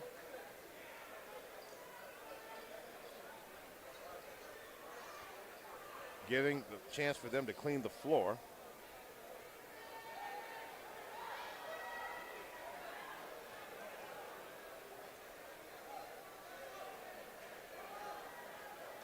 So they're still working on the moisture. Now that's been cleared off. We'll get back to live action right here. One factor just to mention, partner, Jock Mitchell, we know he's the star of this team, multiple Division I offers, and Millwood's found a way of virtually taking him out of the game thus far with 4 minutes left in this half. So as it's 20-11 is the score right now. And he knocks it down, so nice job on the play there.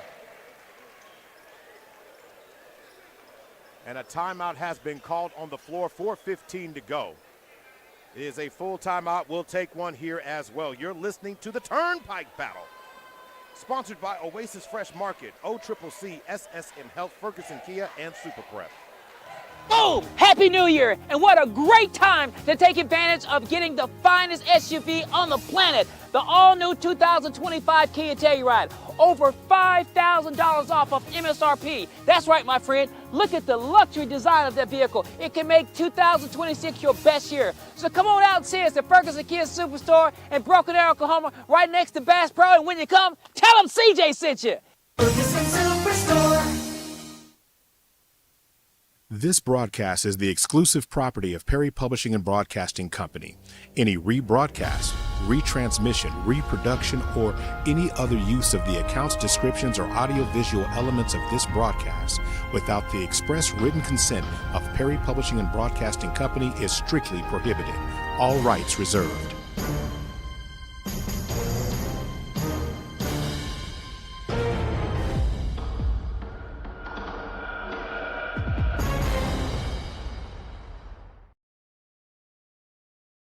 Ferguson Key and Super Prep. Miles, what kind of update do you have following the timeout? Well, I just got done listening to Coach Brown's huddle for the Booker T. Washington Hornets. Coach Brown wants more action offense. He's one, you know, Millwood's in that 1-2-2. He's tired of being lazy and not sprinting to the gaps in the middle of the floor. And he wants them just to pick everything up, you know, high energy. It's a high energy game like we all been talking about. Hey, Miles, let me just ask you just a question, and it's not an excuse by any stretch of the imagination as Sanders misses the shot. The fact that that Booker T was in action last night, do you think that's playing a role in the first half with their legs and their intensity as Isaiah Wilkes knocks down a jump shot? I do, Maurice. You know what? Emotional fatigue. You know, they were hyped up for this game. This game's been hyped up for 2 weeks on social media, radio, and streaming. And Matulis for 3. And last night going to play a key factor. But I think, you know, they're young. They'll have a second one. You know, you were at 17, 18. You know, those days, you don't get those back. All right. Appreciate it, Miles. Thank you for that. You know, Jamin, when you have those games, and last night's game was a little closer than what we've seen from Booker T over the course of the season. So that could be a factor early on in them getting into action right here. Very much so. Big-time shot by Matulis a little bit there to keep them within pace. But Isaiah Wilkes continuing to push, becomes the first Falcon in double-digit scoring now. He's got 12 in the first half, 26-14, 3 minutes to go in this contest in the first half. Knocks down the 3 right in the face of his defender. Doesn't need much space at all. Again, back-to-back in a game of this magnitude, Let's see if Booker T is in the flow to continue to get back in this game. We'll see what Coach Brown has in his pocket to see if he can get the Hornets motivated back into this. Again, the Hornets have shown flashes of their true identity today. It's just been since that 5-0 spurt, they kind of have given the energy has gave way to the Falcons early on. Got to see if the Hornets can dig a little bit deeper as number 21, Kamen Robinson, comes out of the game. And returning back to the game now is Riley Williams. See what they can do along with Lawrence Scott. I mean, it's just like Miles said. Coach Brown wants to see more offensive intensity. It looks like it's being spearheaded by Matulis so far. All right, doing the work right now. And ball in the hands of Scott. Back to Jock Mitchell. And then Matulis is going to get fouled on the play. Bryce Brown with the foul. Team foul number, I think that's going to be number 2. Team foul number 2. So as it goes right now, 2.5 minutes to go, 26-14. Falcons up by 12. Falcons remain in that man-to-man defense right now. Isaiah Wilkes covering Jock Mitchell. Wilkes stepping out. Three-point shot attempt by Lawrence Scott, and he's cashed from the top of the circle. That's Lawrence Scott, first bucket, and that's a big bucket, much needed from 3, cutting the lead down. Put it down to 9 right now. Ball back in the hands. On the floor for the Falcons, you got Tariq Kaba, Bryce Brown, Van Buren, Barrett, and Wilkes. Matulis, Sanders, Mitchell. Also, Williams and Scott on the floor right now for the Hornets. Looks like a blocking foul. So the officials is talking a little bit to Barrett and trying to make sure everybody's got a cooler head right here. I just think it's players being competitive. Surely it's some chatter going on down here. It's not the first time these guys have played either. So 1:51 to go.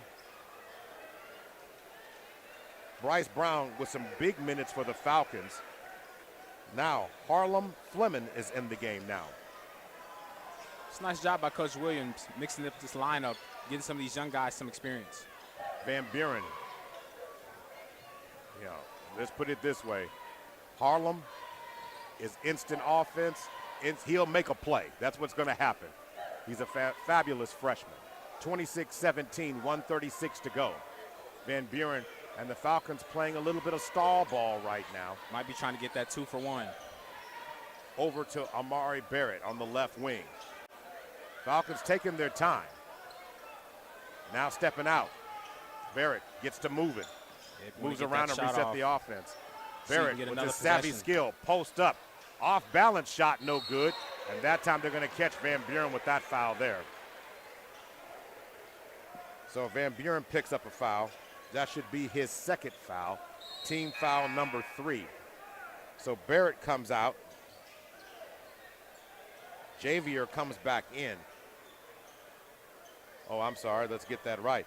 No, Barrett stays in. Van Buren checks out.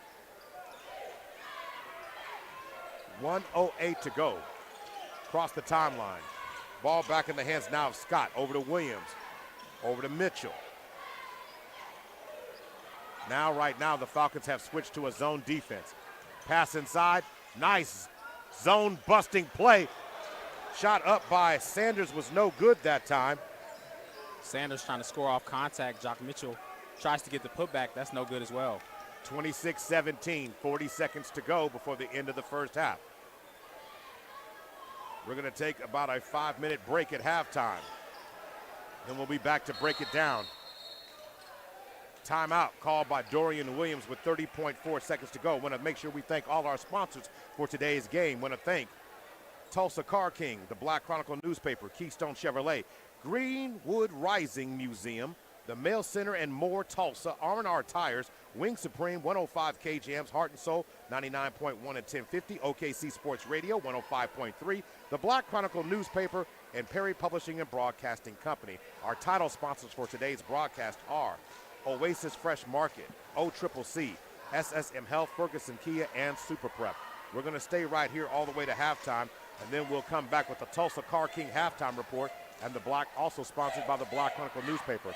Coach Woods will also come and join me at the end of the first half, and we will, during halftime, and we'll break down what his thoughts are during that stretch. But what continues to stand out to me right now, Isaiah Wilkes in double-digit scoring right now. And really the high flyer for the Hornets is Matulis, and he's got 7 in the first half, Jamin. Right, Matulis is really trying to pick up the pace here. Brandon Crossland's been able to get 2 putbacks. He's got 4. And Isaac Sanders hit a big 3 early in the first quarter, but he's been silent ever since then. And right now, again, we can give credit to, and yes, it is a factor that they played last night, but you also got to give credit to the Falcon defense. Covering up airspace, the X-factor plays, the Falcons are making them. The Hornets have yet to do it. So we'll have to see how this continues to evolve as this game goes. But when we start talking about how the Hornets can play, we've seen the athleticism. We've seen the skill shooting the ball. Let's see if the Hornets can get a little bit of push here and get one basket away from the Falcons. They're going to double team right now. Isaiah Wilkes in the backcourt. Throws it over to Fleming. Fleming trapped. The ball's knocked out of his hands, and it will remain with the Falcons. 21.2 seconds to go. Ball knocked out there by Riley Williams. So Harlem Fleming comes out, and Chris Clay returns. Ball in the hands now of Wilkes with 20 seconds. Double team, kicks over to Tariq Kaba. You know they're trying to make space for Clay. You got to watch Clay. Ball back in the hands of Kaba. Kaba bounce pass over to Wilkes. Wilkes steps into a three-point shot from the left wing, shot no good. Pressing the ball ahead goes Scott. In the hands of Matulis, taken back away by Isaiah Wilkes. Wilkes with 2 seconds, 1 second, lets it fly from 3 as time expires. Shot no good. 26-17, the Falcons have the lead. Going to talk to Coach Dorian Williams real quick. Going into halftime, Miles, what does the coach have to say? Hey, Coach, how do you feel after the first half? You guys are up 9 going into the half. You guys came out with a 5-0 punch, but you guys responded well and went up by a 10-0 run. How was the first half for you? It's a battle, man. It's a battle. Nothing's over till this game is over. We're going to battle. We're going to compete. We're going to lay it on the line. So we got a whole another 16 minutes to worry about. You guys were in that 1-2-2, and it kind of slowed them down and got them into a weird out of rhythm, I should say. How was that? Is that the game plan going the rest of the game, or how you guys feel defensively? Just constantly throw them off balance, make them have to adjust, keep them off their feet, right? And they're really well-coached team. Coach Brown is going to go in there and make adjustments. We got to adjust as well. What do you say to the guys going to the half? Keep fighting, man. Let's clean up the stuff we need to clean up, and let's go out here and win us a ball game. Back to you guys. Thank you, Coach. Thank you, Miles. Appreciate that. Let's go ahead and get on to halftime. Sponsored by Tulsa Car King and the Black Chronicle newspaper. Today's contest is sponsored, of course, by Oasis Fresh Market, OCCC, SSM Health, Ferguson Kia, and Super Prep. We'll be back in 5 minutes. Injuries don't wait. For business hours, now you can be seen 24/7 for sports injuries. Whether you have a sprain or a broken bone, at the SSM Health Bone and Joint Injury Clinic at 13401 Northwestern. Looking for a one-stop shop in Tulsa? From packing and shipping to printing and mail services,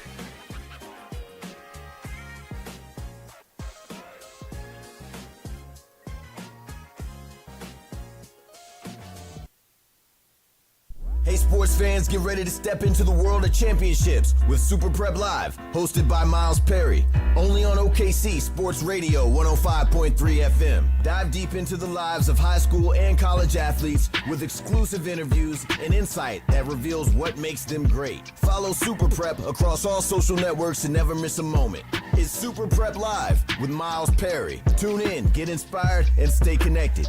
Visit OKCSportsRadio.com. Greenwood Rising Black Wall Street History Center is located at historic Greenwood and Archer near downtown Tulsa. More information at greenwoodrising.org.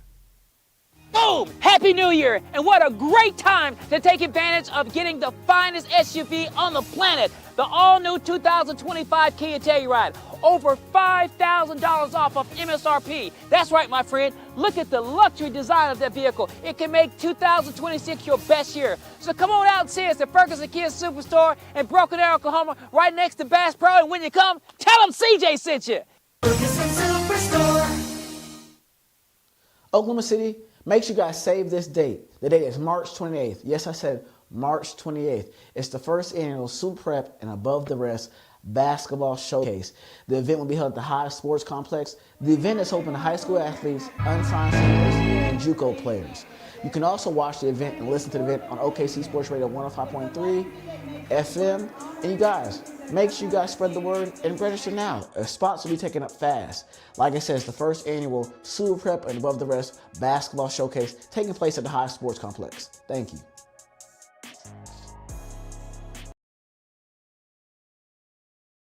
This broadcast is the exclusive property of Perry Publishing and Broadcasting Company.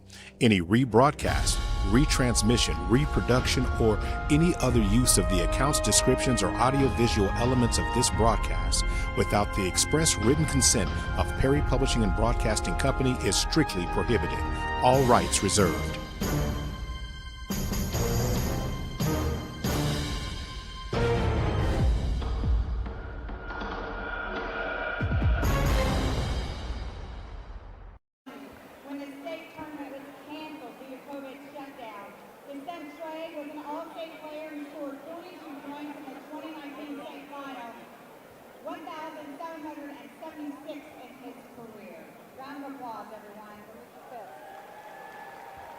Congratulations to all of you and thank you for your contribution. All right, friends, let's make some noise. Booker T. Washington Hornets, it's been 45 years. Please welcome home the 1981 Booker T. Washington State Championship basketball team. The 1981 UCW Hornets completed their championship season with an outstanding record of 28 wins and just 3 losses. The historic team featured future NBA star and Olympic gold medalist Wayman Tisdale, along with William Tisdale, the 1981 Oklahoma Player of the Year, and a roster filled with elite talent that dominated Oklahoma high school basketball in the early 80s. Widely regarded as one of the greatest teams in the history of Oklahoma high school basketball, this team stands alongside legendary programs such as Oklahoma City Stars, Spencer Kingfisher, and tonight's opponent, Oklahoma City Millwood. Today, we are proudly recognizing and honoring this championship team as the entire roster receives their state championship rings tonight. We're going to start with our sophomores at the time. Chris Alfred.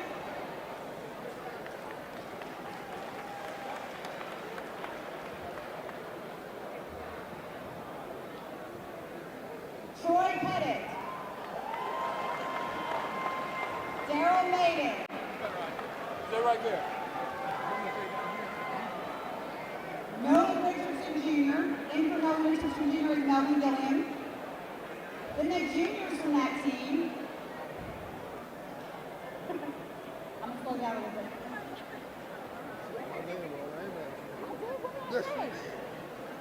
Well, tell me how to say it. Okay, now I like this.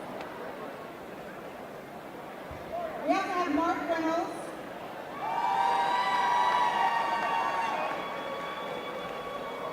Chris Gators.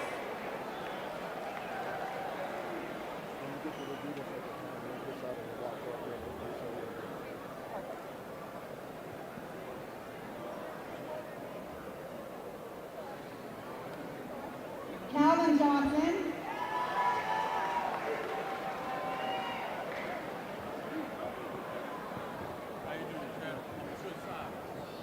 John Penny.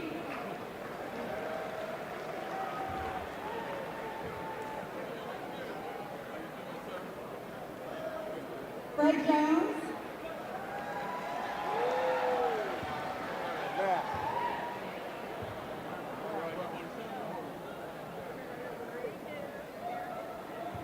Grayson Hay.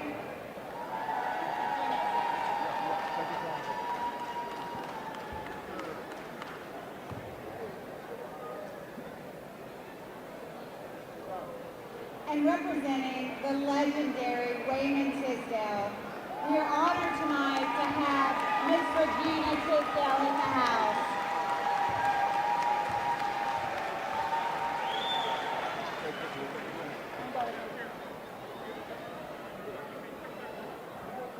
Yes.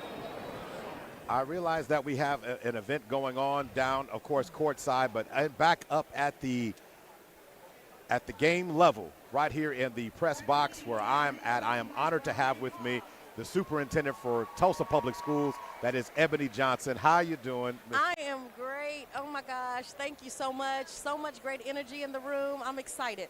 Turnpike Battle. I mean, this is a community event like no other, and again, it highlights the outstanding athletes. I know you're excited about a lot of the things that are going on, but what has excited you so much about what's going on this season in terms of, or this school year, this academic year, with all the schools in Tulsa? You know what? I'm just honored to serve in leadership right now. It's a great time to be a superintendent in Oklahoma. We have so many great things happening in Tulsa Public Schools. We're heading in the right direction.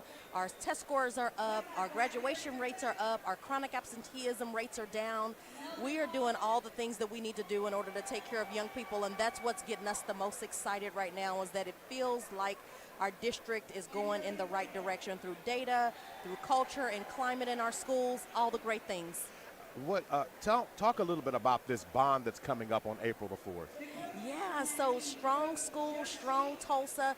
Tulsa Public Schools is putting out their 4 great propositions that centers around, of course, academic excellence with all the materials that we need for our students to be successful, coupled with all of the things that our students will need to have for athletics with equipment and all the things that they'll need to be just amazing young people in our schools.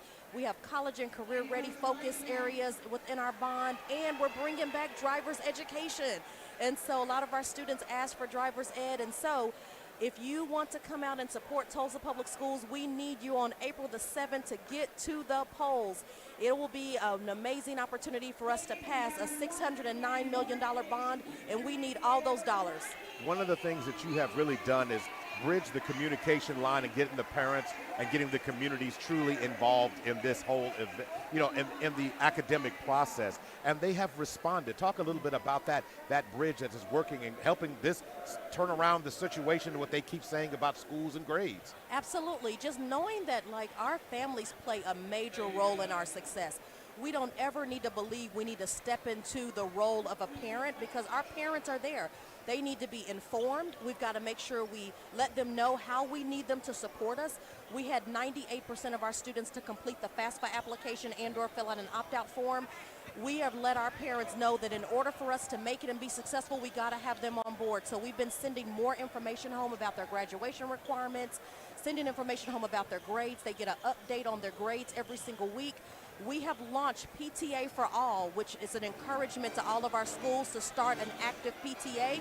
All those things, and coupled with more, we're on the right track with our families. Now, events like this do so much by building the community. Sports has a way of being the ultimate Band-Aid or the ultimate event to get everybody fired up about a lot of things going on in schools, because a lot of times old friends come together, people who have been a big part of the program come out. When you walked in today, what did you think? Wow, like I had to come in through the back door because there was so many people waiting in line.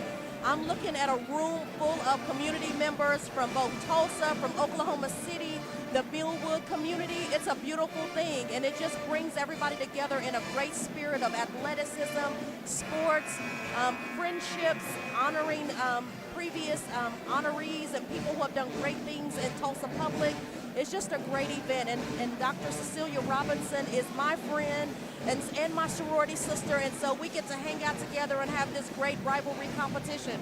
Oh, that's great. Finally, I just have to ask you, how's that, I think, the Baylor Bears, how's the daughter doing?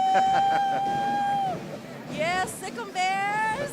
So they are great. They just finished playing a game today. We beat BYU, and my daughter is just having an amazing first year. She's just trying to get it all together. She's the only freshman on the team, so she's doing just fine. Just getting a learning curve, but just still out there. She's getting good minutes and working really hard. And she is a BTW Hornet graduate. Now, again, the Hornets are down right now, but you know this is a championship team with the pedigree to come back and show show what they are capable of. I mean, with this crowd and this amazing band up here, I'm ready to see what the second half brings. Well, I'm excited too, and I tell you what, our boys are amazing. They're fantastic, but I tell you what, those Millwood boys, they're not playing any games right now, okay? They are coming to play. I happen to be sitting right by the cheerleaders. They are loud. They are proud for Millwood, so it's just great for them to be here. But I'm also hearing right now my band playing for the Hornets. I've got my cheerleaders out here. We've got our student section. It's on and popping in Tulsa Public Schools, Booker T. Washington High School. Let's go. I appreciate you. Thank you, Dr. Johnson, for coming by and joining us so much. Thank you so much. Thank you, Maurice. Thank you so much. No problem. We appreciate it. Let's go ahead and go to see here. Does Miles have an opportunity to get? Miles, let's go. Miles, what did you get coming out of halftime there? We didn't get much. It was a ceremony for that championship team, and Coach Brown didn't come out in time, and I think he just walked out into the huddle. So, this halftime we didn't get that much. All right, Miles, fair enough. But what do you think the second half, what do you think it's going to be overall in this one? What do you think in terms of total of adjustments? I think Millwood keeps the foot on the gas, right, for the Falcons side, but I think Booker T tries to figure out how to slow down Millwood and how to score throughout that 1-2-2 zone that is actually extended to a press. So we'll see Coach Brown's adjustments. And I think the key players, like you said, fatigue, but I think they'll settle down, and like Mason Matulis, Jock Mitchell, and Isaac Sanders, they'll hit some shots in the second half and even it out. I appreciate it, Miles. One thing for sure has to be said when you look at this, Jamin, as I bring you back in, is the fact that the energy in the place, the Falcons cannot come out on a low. If they come out on a low, Booker T is more than capable. Championship pedigree, just like Millwood, they're going to show you what they got. Absolutely. I mean, Millwood, they've been playing to their identity from start to finish. I thought first half they might have started slow, but they've been punching the whole game. All right, back to live action right now on the floor as a turnover. Javier has it, and Jonathan Van Buren cannot handle the pass. A little frantic there, but it's 26-17. So who are the starters on the floor coming out for Booker T? You've got Isaac Sanders, Jock Mitchell, Mason Matulis, Riley Williams, and Braden Crosland on the floor right now. So Williams gives it up. Ball in the hands of Sanders. Back to Matulis. Turns and fires the three and knocks it down. Just what the Hornets need, 6-point game. Chris Clay. Amari Barrett, Jonathan Van Buren, Isaiah Wilkes, and Javier Richards on the floor right now. 6-point game, 7-11 to go in the third quarter. And the last possession, the nice thing about Matulis, he really doesn't need many dribbles to get into his shot. He's getting straight into the action. He's been keeping them in the game with that rhythm three. He's doing a tremendous job overall. He's got 10 in the game right now. So 26-20 is the score. A timeout has been called.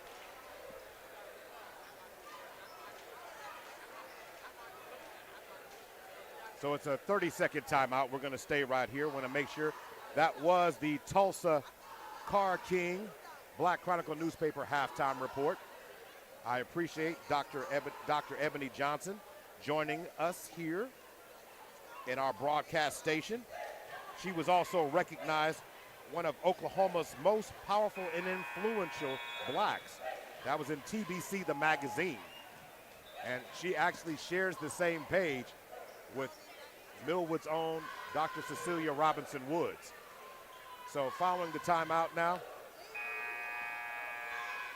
back to live action. Booker T's going to throw it in.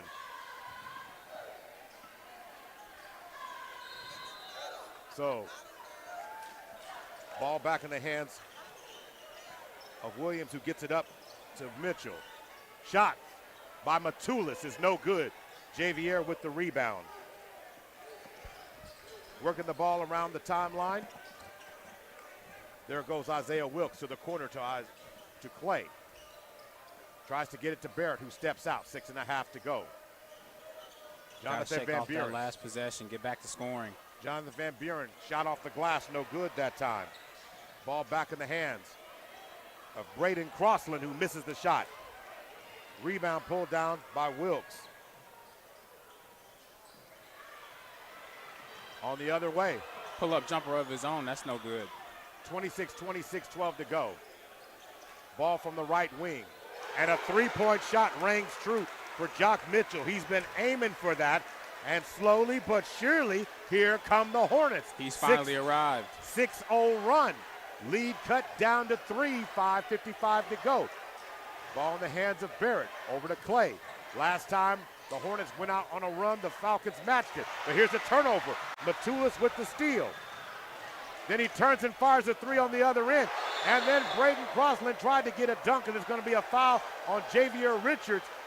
The crowd was a powder keg set to explode had Crossland been able to get over the rim and punch that one home. Right, he nearly got it, but the crowd is still invested in it. They're a three-point game. Booker T has cut down that deficit quick here in the second half. Starting to get that energy. Crossland's back at the free throw line. He's got 4 so far. So you're talking about big-time plays. 26-23. The Hornets coming out firing in this quarter with a 6-0 run. 2 threes. Matulis has one, and Mitchell has the other. Now Crossland gets in the mix. He has 5 in the game.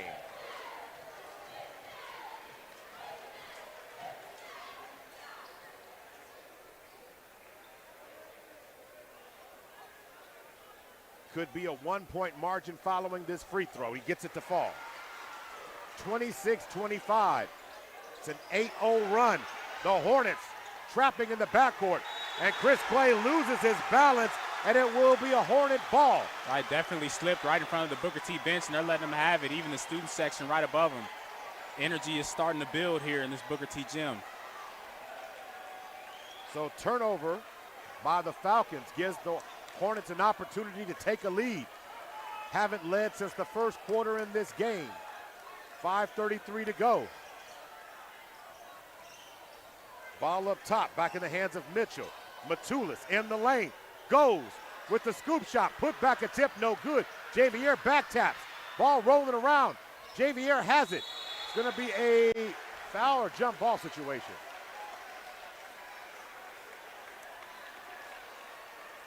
So it's a jump ball situation. The ball belongs to the Falcons now. Falcons dodged another bullet. The Hornets are swarming. In their own hive. 5:16 to go. Chris Clay back in the hands of Van Buren to Clay. Over to Javier, back to Clay. Gotta break the press. Ball in the hands of Wilkes. Ball's tapped loose. Wilkes still has to maintain. And right now the Hornets are swarming. Amari Barrett, drop step to the basket, and easy too. A much needed basket for the Falcons. All right, well-rounded skill set there from Amari Barrett with the pump fake and get down low, securing that bucket, getting the lead back up to 3. So Jonathan Van Buren checks out. Bryce Brown comes in. Out of the game for the Hornets. Riley Williams goes out. Lawrence Scott is in. Ball in the hands now. Swinging it. Hands of Mitchell. Gets it to Sanders. Up fake by Matulis. Matulis glides through the air. Shot no good. Rebound pulled down by Barrett. Here come the Falcons. What a hop step by Barrett. Gathered, hop, basket. Barrett coming out super hot with the response. Back-to-back buckets. Putting Booker T back against the wall. Mary Barrett with 9 in the game right now. Barrett getting in on Crossland. What a step back. Crossland with a tremendous step back. Ball goes off the foot of Isaiah Wilkes. It will still remain Hornet ball. That was quite a step back by Crossland. Yeah, he can really knock down that jumper. Once he gets started, he can really get going.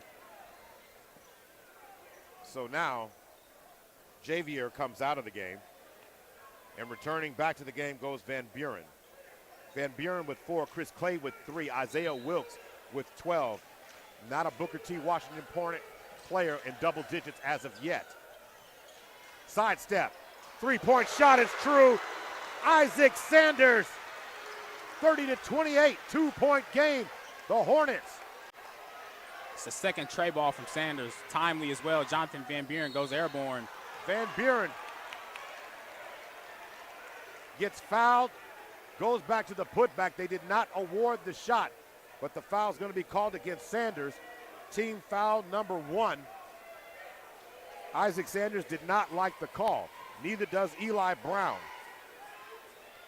Riding with the physical play from both of these teams, those fouls can add up.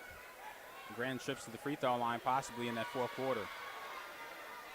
Van Buren misses the free throw. Around here, they say that ball don't lie. It never does, Mo. 30-28. 4:01 to go. Van Buren trying to extend the Falcon lead. Free throws for the Falcons. They were 7 of 9, but another miss. Rebound in the hands of the Hornets. Mullen for 3, no good. Rebound comes back in the hands of Mitchell. They reset. Matulis misses past 3 attempts. Starting to go a little bit cold. Riley Williams throws the ball back out to Jock Mitchell. Reset. Falcons up by 2, 3:35 to go in the third. Sidestep 3-point shot, and the Hornets have taken the lead. Jock Mitchell finding space to operate, creating his own. What a way to take the lead. Jock Mitchell, rising star, sizes up Isaiah Wilkes, gets the bucket right in his face. Van Buren to the basket. He goes. That shot's going to be blocked that time by Crossland. On the other end, Matulis is stripped by Chris Clay. Here come the Falcons. Isaiah Wilkes over to Barrett. Barrett can't finish. Van Buren gets the rebound, gathers, shot, basket, good. Nice job by Van Buren. He's got Barrett's back on the putback. Falcons go back up 1.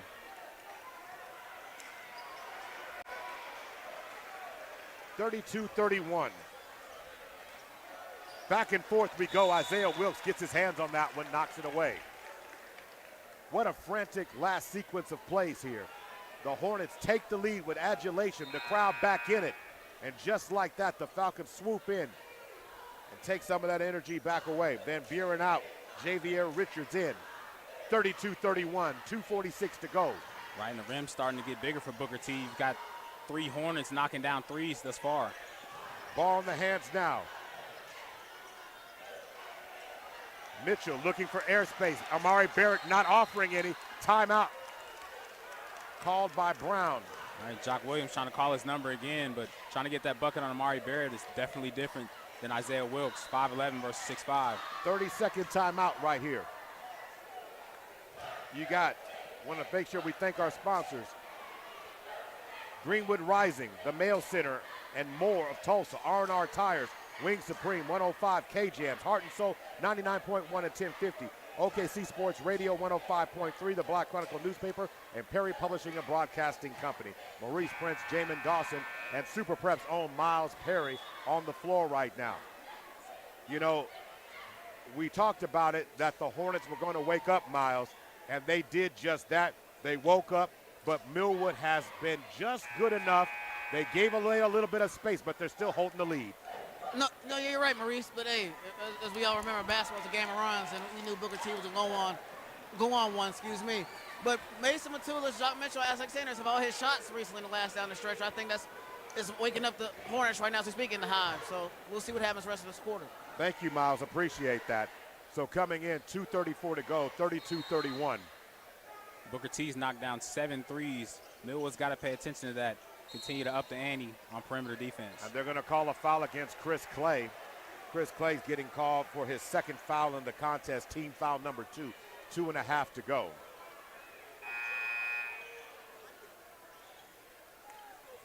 Going to get the ball in. Jock Mitchell's going to throw it. Mitchell has started to heat up a lot in this game. Both and Sanders each with multiple three-point shots. In fact, they don't even have a 2-point basket in the game. All their work is coming, all their money's coming from the three-point line. Half of Booker T's points have come from the perimeter. Now working the ball around. The ball in the hands of Riley Williams. Bounce pass in to the basket. Shot is going to be blocked by Kamen Robinson with the basket. Isaiah Wilkes with the stutter step dribble, draws contact and a foul, takes a shot to the face, going to the free throw line to shoot 2. What a blur. Isaiah Wilkes pushed the ball off the Kamen Robinson block on the other end. What a play there. It's a nice job pushing the pace. He's pushing the medical staff off. Just like needs he's saying, 2 or 3 seconds. I just need 3 seconds. Just give me 3 seconds. He says, you're not taking me out this game. Absolutely not. He's the leading scorer right here for the Millwood Falcons. Isaiah Wilkes to the free throw line. He said, I want to make every one of these opportunities for the free throw line. So again, the officials are going to talk about it. So Eli is asking why there was no technical given to Dorian Williams, who left the coach's box. And they both laugh at each other. Yeah, I think Coach Williams knows he's getting out that box any chance he gets. Isaiah Wilkes knocks down the first free throw. But the coaches got to stay in their box. But again, he thought it was an injured player, so the officials did not necessarily call a penalty there or call the technical foul. As Isaiah Wilkes knocks down back-to-back free throws, Falcons back up by 3, 2:11 to go. Falcons extending backcourt pressure, but the Falcons need to pay attention to the three-point line. All the money in the second half of this game is really coming for Booker T right there at the three-point line, whether it's Matulis, Sanders, or Mitchell. This case, Mitchell with the ball. Mari Barrett closing up the airspace. Ball in the hands of Williams. Bryce Brown covering. 1:48 to go. Williams looking for space. He drives down the lane. Dunk down. Shot blocked. Turned away. Second block by Javier. And he's going to get called for the foul that time on the Williams put-back attempt. Man, but before that, that's the second block Amari Barrett's had on Kamen Robinson. Barrett with 2 blocks on the night. Just tremendous shots by Amari Barrett. Barrett is one of those guys who is your utility knife. Every team would love to have an Amari Barrett because whatever you need defense, he's got that. You want offense, he's got offense for you too. The shot there by Williams is true. Right, he's built quite the resume over his 4 years, and Ball State's definitely getting a good one. 34-32, 1:41 to go. Riley Williams knocking down his first point of the game. Gets another one. Second one by Williams is no good. Rebound pulled down by Van Buren.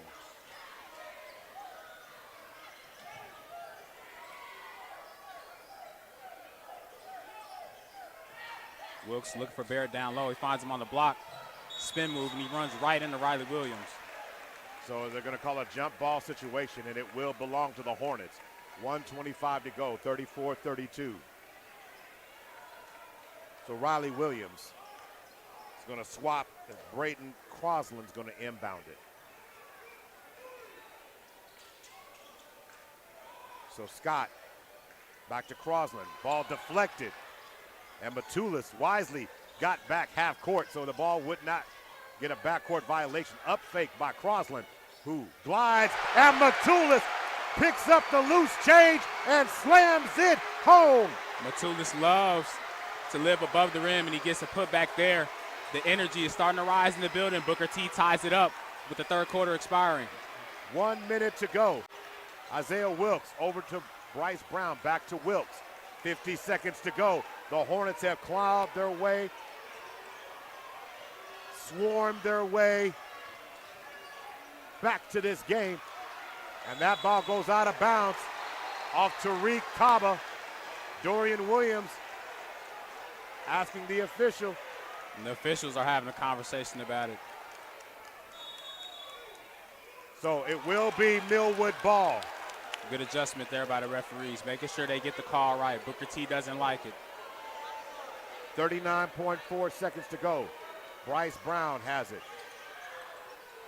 Throws it in, and Matulis almost swipes the inbound. Thought was going to have to change that inbounds play. The Hornets were ready to swap on that one. Right, and we know they're looking for Amari Barrett on the inbound. He scored on it already. All tied up at 34. Booker T has outscored Millwood in the frame 17-8. Isaiah Wilkes with it. Looks for a screen from Van Buren. Crosland stepping out on him. The Falcons. Booker T in the zone. In a 2-3 zone right now. Isaiah calling out the play. Barrett over to Brown. Over to Tariq Kaba. Bounce pass over to Barrett. 13 seconds to go. Isaiah Wilkes wide open three-point shot, and it's true for Wilkes. Booker T's trying to switch on everything, trying to create some versatility, but Isaiah Wilkes only needs a sliver of Matulis space. to answer at the buzzer, and we're all tied up at 37. Matulis says, I got that in my game too. I got that in my game too. Big bucket at the top of the key, tying it up right before the fourth quarter. All tied up at 37. My goodness, Mo, what a shot. All right, we're going to go to break. We're going to stay right here. We're going to go to break real quick. So we're going to stay right here. What a tremendous end of the third quarter. Maurice Prince joined by Gary Woods. Gary, you know, the first half of this game felt one type of way, but as we end the third quarter, Booker T has used the long ball to get back in the game. They've outscored Millwood 17-11 in the frame, and they've done it in many versatile ways. Yeah, no, I mean, straight up. I mean, it turned in for a little while there, the Jock Mitchell show, and then all of a sudden we looked up and Mason Metellus, he steps in. Both of these guys, D1 grades on them. They're showing exactly why many colleges and universities are coming up here to Tulsa, Oklahoma to recruit these guys. And, you know, and of course, they're scoring off, against Isaiah Wilkes and Amari Barrett, and it's just exactly what we thought it was going to be. D1 matchups all over, and guys are going at each other as the period ends, 37-37.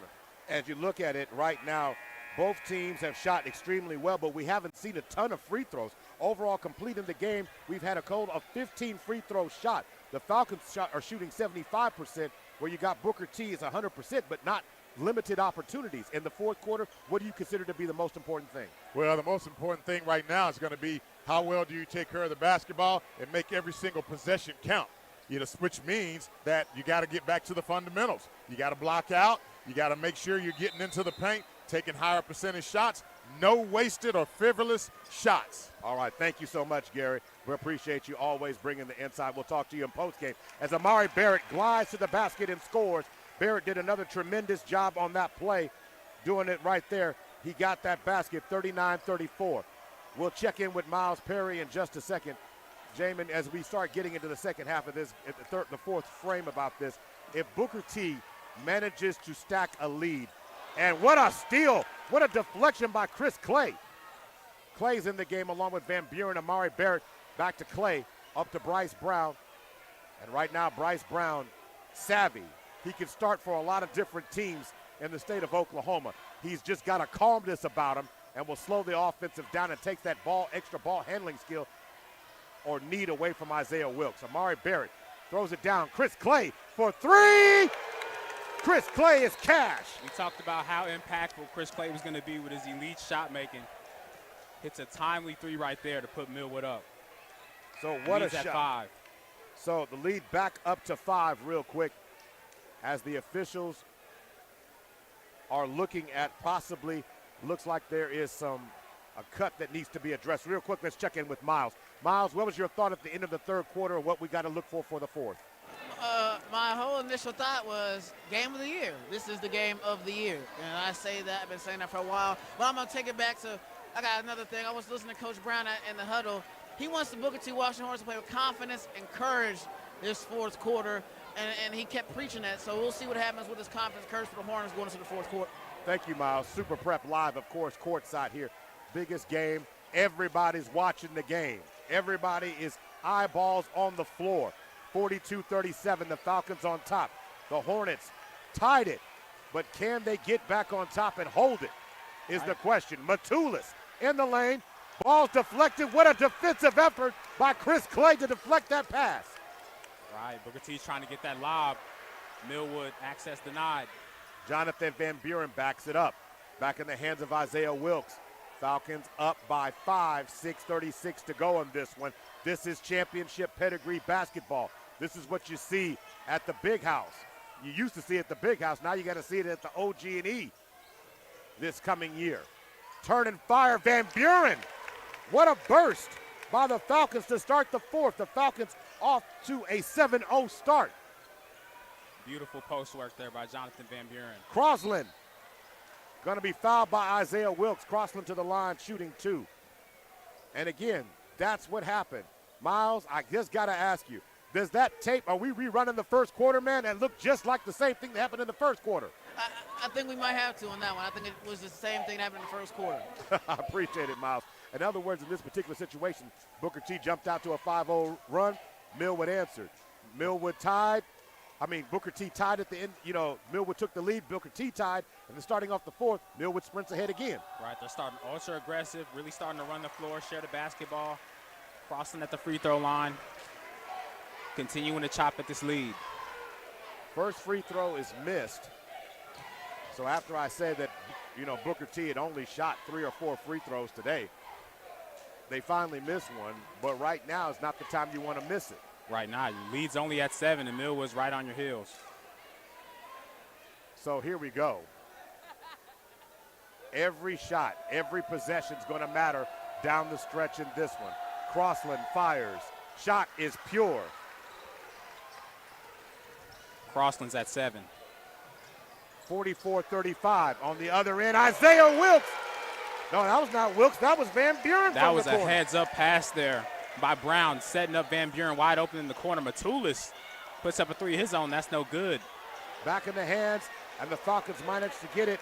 It's Van Buren who ends up with it. Isaiah Wilkes, contact. He loses the ball, but the ball rolls back to Van Buren. Lead up to 9. Back over to Chris Clay. Jonathan Van Buren drives down Peoria and gets a basket to fall. Driving right down Main Street, Jonathan Van Buren, big body, 6'4", slashing right into the paint. He does a great job collapsing on the defense, calls his own number. Does Isaiah Wilkes get the assist for that since he was laying on the ground when he threw it? He got him the rock, I would say so. So Chris Clay trying to keep, ended up with a little. So Van Buren trying to complete the 3-point play. He gets the shot to fall. 12-point lead here by Millwood. What a job by Van Buren. Quietly making crucial baskets for the Falcons. He's got 14. Shot no good by the Hornets that time. Rebound by Chris Clay. Clay turns the corner, drops it down to Van Buren. Van Buren loses it. Crossland comes away with the steal. A strong pass inside by Chris Clay, just tough to bring in from Van Buren. Booker T looking for space. Ball in the hands of Jock Mitchell. Mitchell swings it back over to Sanders. Ball in the hands now of Scott. Scott on the left wing. Ball up top to Mitchell. 3-point shot from the left wing, no good by Sanders. Rebound by Matulis. Leave Scott wide open. Scott with the 3-point shot.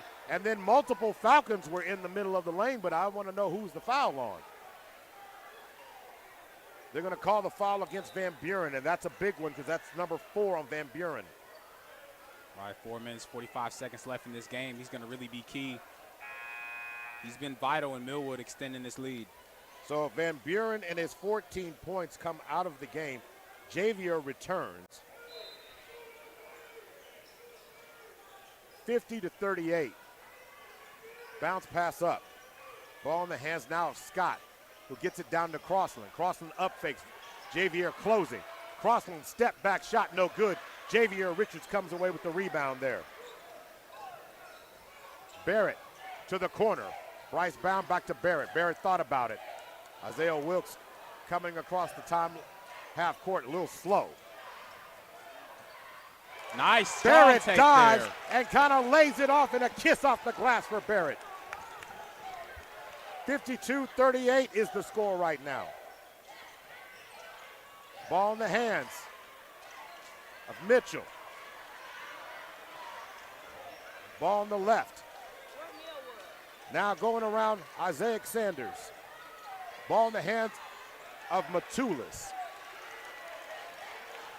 Isaac Sanders wanted to rise up. Isaac Sanders trying to get it. There's a couple of Falcons slow getting off the floor right now. Want to make sure we thank all our sponsors for today's game. Keystone Chevrolet, Greenwood Rising Museum, the Mail Center, and more of Tulsa. R&R Tires, 105 K-Jams, Heart and Soul 99.1 and 1050. OKC Sports Radio 105.3, the Black Chronicle newspaper, and Perry Publishing and Broadcasting Company. Crosland to go ahead and inbound the ball now. Ball in the hands of Williams. Inside to Crossland, he swarmed. Ball knocked away. Javier diving for it. Ball ends back in the hands of Crossland on a scramble. Ball in the hands of Williams down the corner. Bounce pass inside to Crossland, who turns and fires and scores the basket. And they call it blocking The Falcons foul. were trying to rotate back after the ball got out of, after the Falcon defense got out of position, and somehow, some way, the ball ends up in the right player's hand in Crossland, who finally is getting close to double-digit scoring now by Crossland. How many he has in the game? He's got 9. He's got 9. If he completes the three-point play, he turns the lead back to 11. The Falcons have quietly pushed this lead to double digits. This crowd looking for any energy, trying to will this Booker T team back into this game. 3:33 to go, Falcons up 12.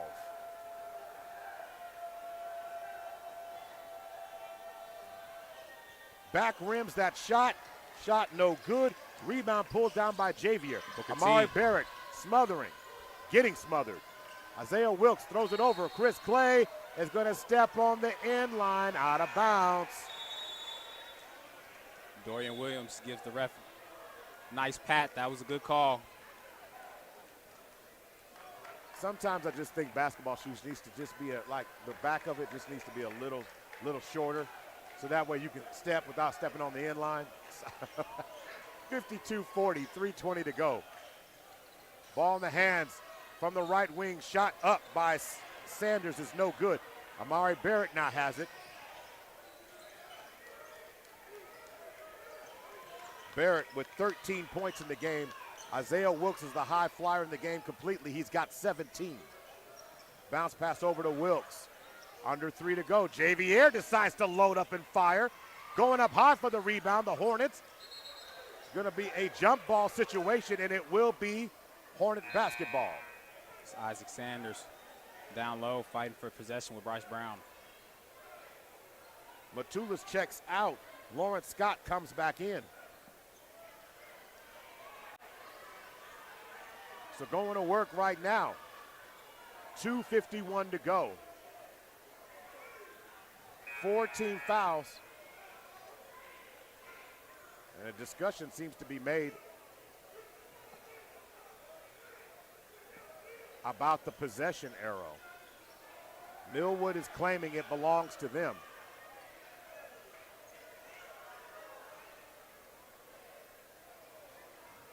The officials are conversing here.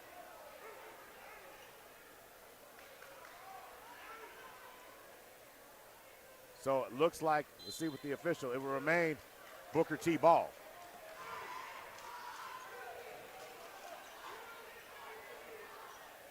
So Falcons now. Ball in the hands now of Riley Williams. Back in the hands of Scott. Over to Sanders. Crossland now has it. Crossland has a wide open three-point shot. Lets it fly. Chris Clay for the rebound. Isaiah Wilkes now has it. Under 2.5 to go. Back in the hands of Bryce Brown. Bryce Brown tries to break down the defense. He's stripped by the Hornets. Ball in the hands now of Lawrence Scott. Bryce Brown fights it back. What a job. What an effort by Bryce Brown, mixing it up. He lost the ball, got up off the feet to get back and get into the play to break the play up. The Falcons are just making all the effort plays tonight. They're displaying a more consistent energy, and Booker T has not matched that tonight. Very much so, and even if it's not popping up on the stat sheet, Bryce Brown, small frame, but he's all heart right now. 52-40, 2:20 to go. Ball in the hands of Van Buren. Van Buren over to Barrett. Barrett loses it. Stripped by Sanders. Sanders into the lane with the Euro to the basket. He gets fouled. Quick foul there. Heads up play there by Isaac Sanders. Getting to the cup and getting the shot off quickly. So a tremendous job overall. The situation is now you're talking about 5 fouls for the Falcons. So that's going to put them in the bonus So for the rest of the way, with a 12-point advantage, this is Booker T's path. Attack, get to the free throw line with the clock stop. Extend this. Make this a longer situation. Very much so, and that's a manageable situation with Isaac Sanders knocking one down. He's got 7 so far in the game. Isaac Sanders with 7, 52-41. Can he make it a 10-point margin right now?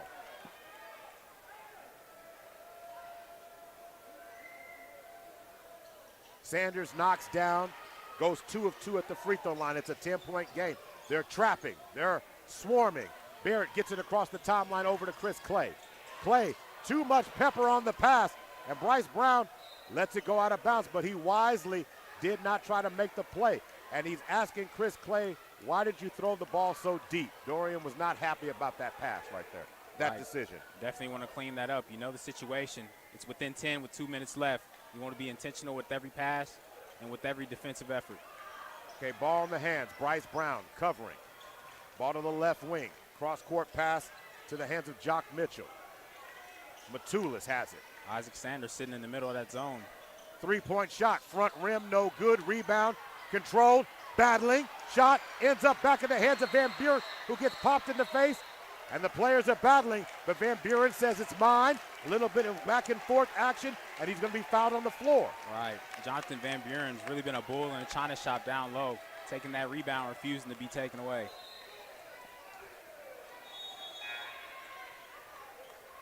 So nice effort overall. Bryce Brown with some tremendous minutes from the team. So Javier is back in the game as well. Van Buren with that rebound. Ball in the hands of Barrett over to Isaiah Wilkes. Wilkes with the burst. Into the lane. Drives Matulis underneath the goal and scores. Excellent job breaking out of that press and getting the score, making it look easy. And then the Falcons steal it. Possession again. They're going to get tied up. And Isaiah Wilkes says, no, we ain't. Going to get it to the corner. Chris Clay for 3. Chris Clay is cash. The Falcons push the lead. No other Falcon but Chris Clay. In the last 2 matchups against Booker T, Chris Clay has hit key threes to keep them in the game, but this time he pushes the lead.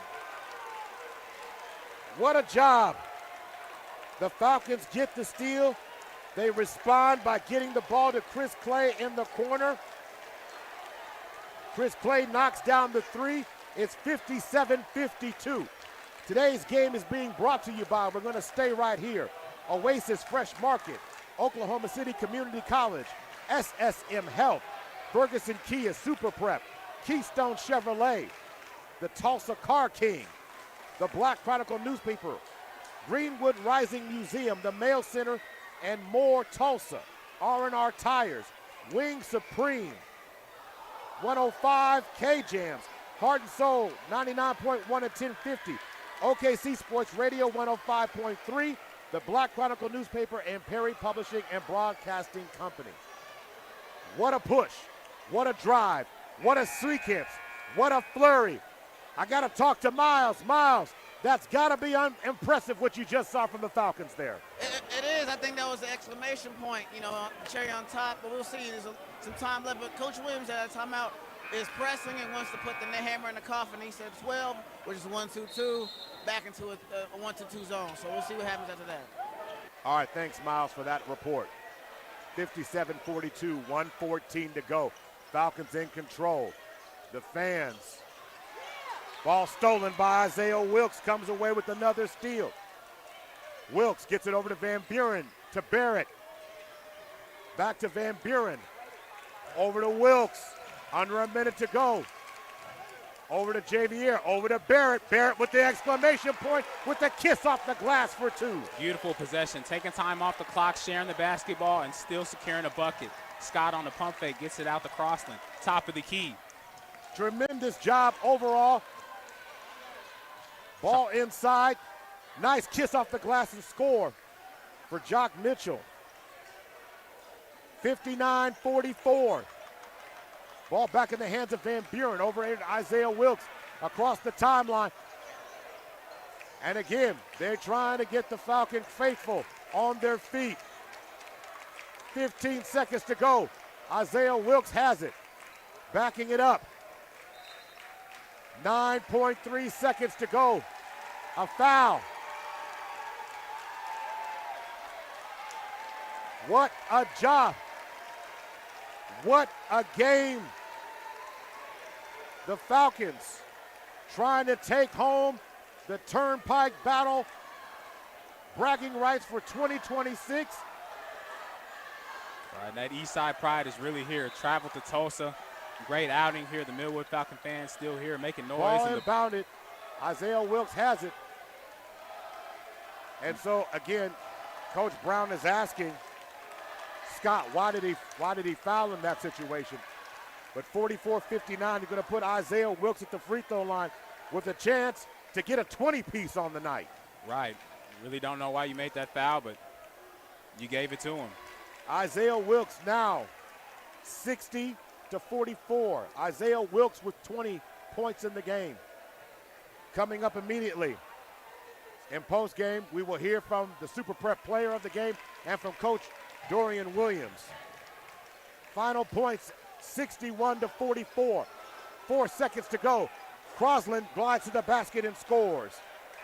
Crosland's 61-46 is the final score. The Falcons win the Turnpike Bowl in dominant fashion, 61-46. The Falcons win by 15 in this game. So following that, gonna wait on Miles Perry, Super Prep Zone, and then we'll get Coach Dorian Williams to follow.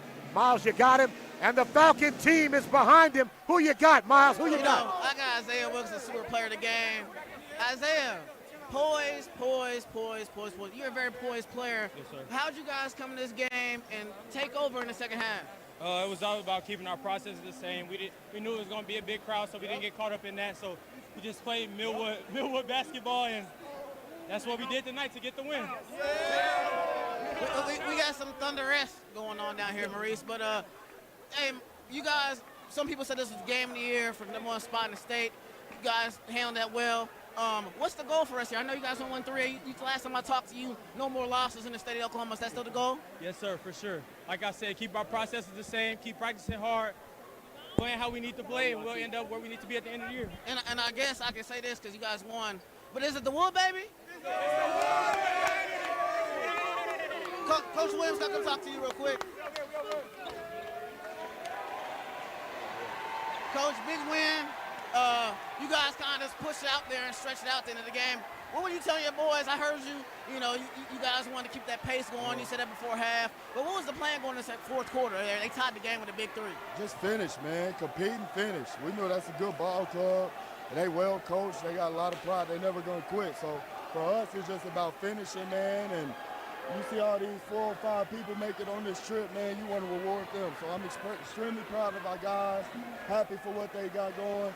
But this is small scale to what really matters. Our main goal is winning the championship in March. And Coach, what's the goal for you for the rest of the year? You know, you're one of the greatest coaches right now in Oklahoma.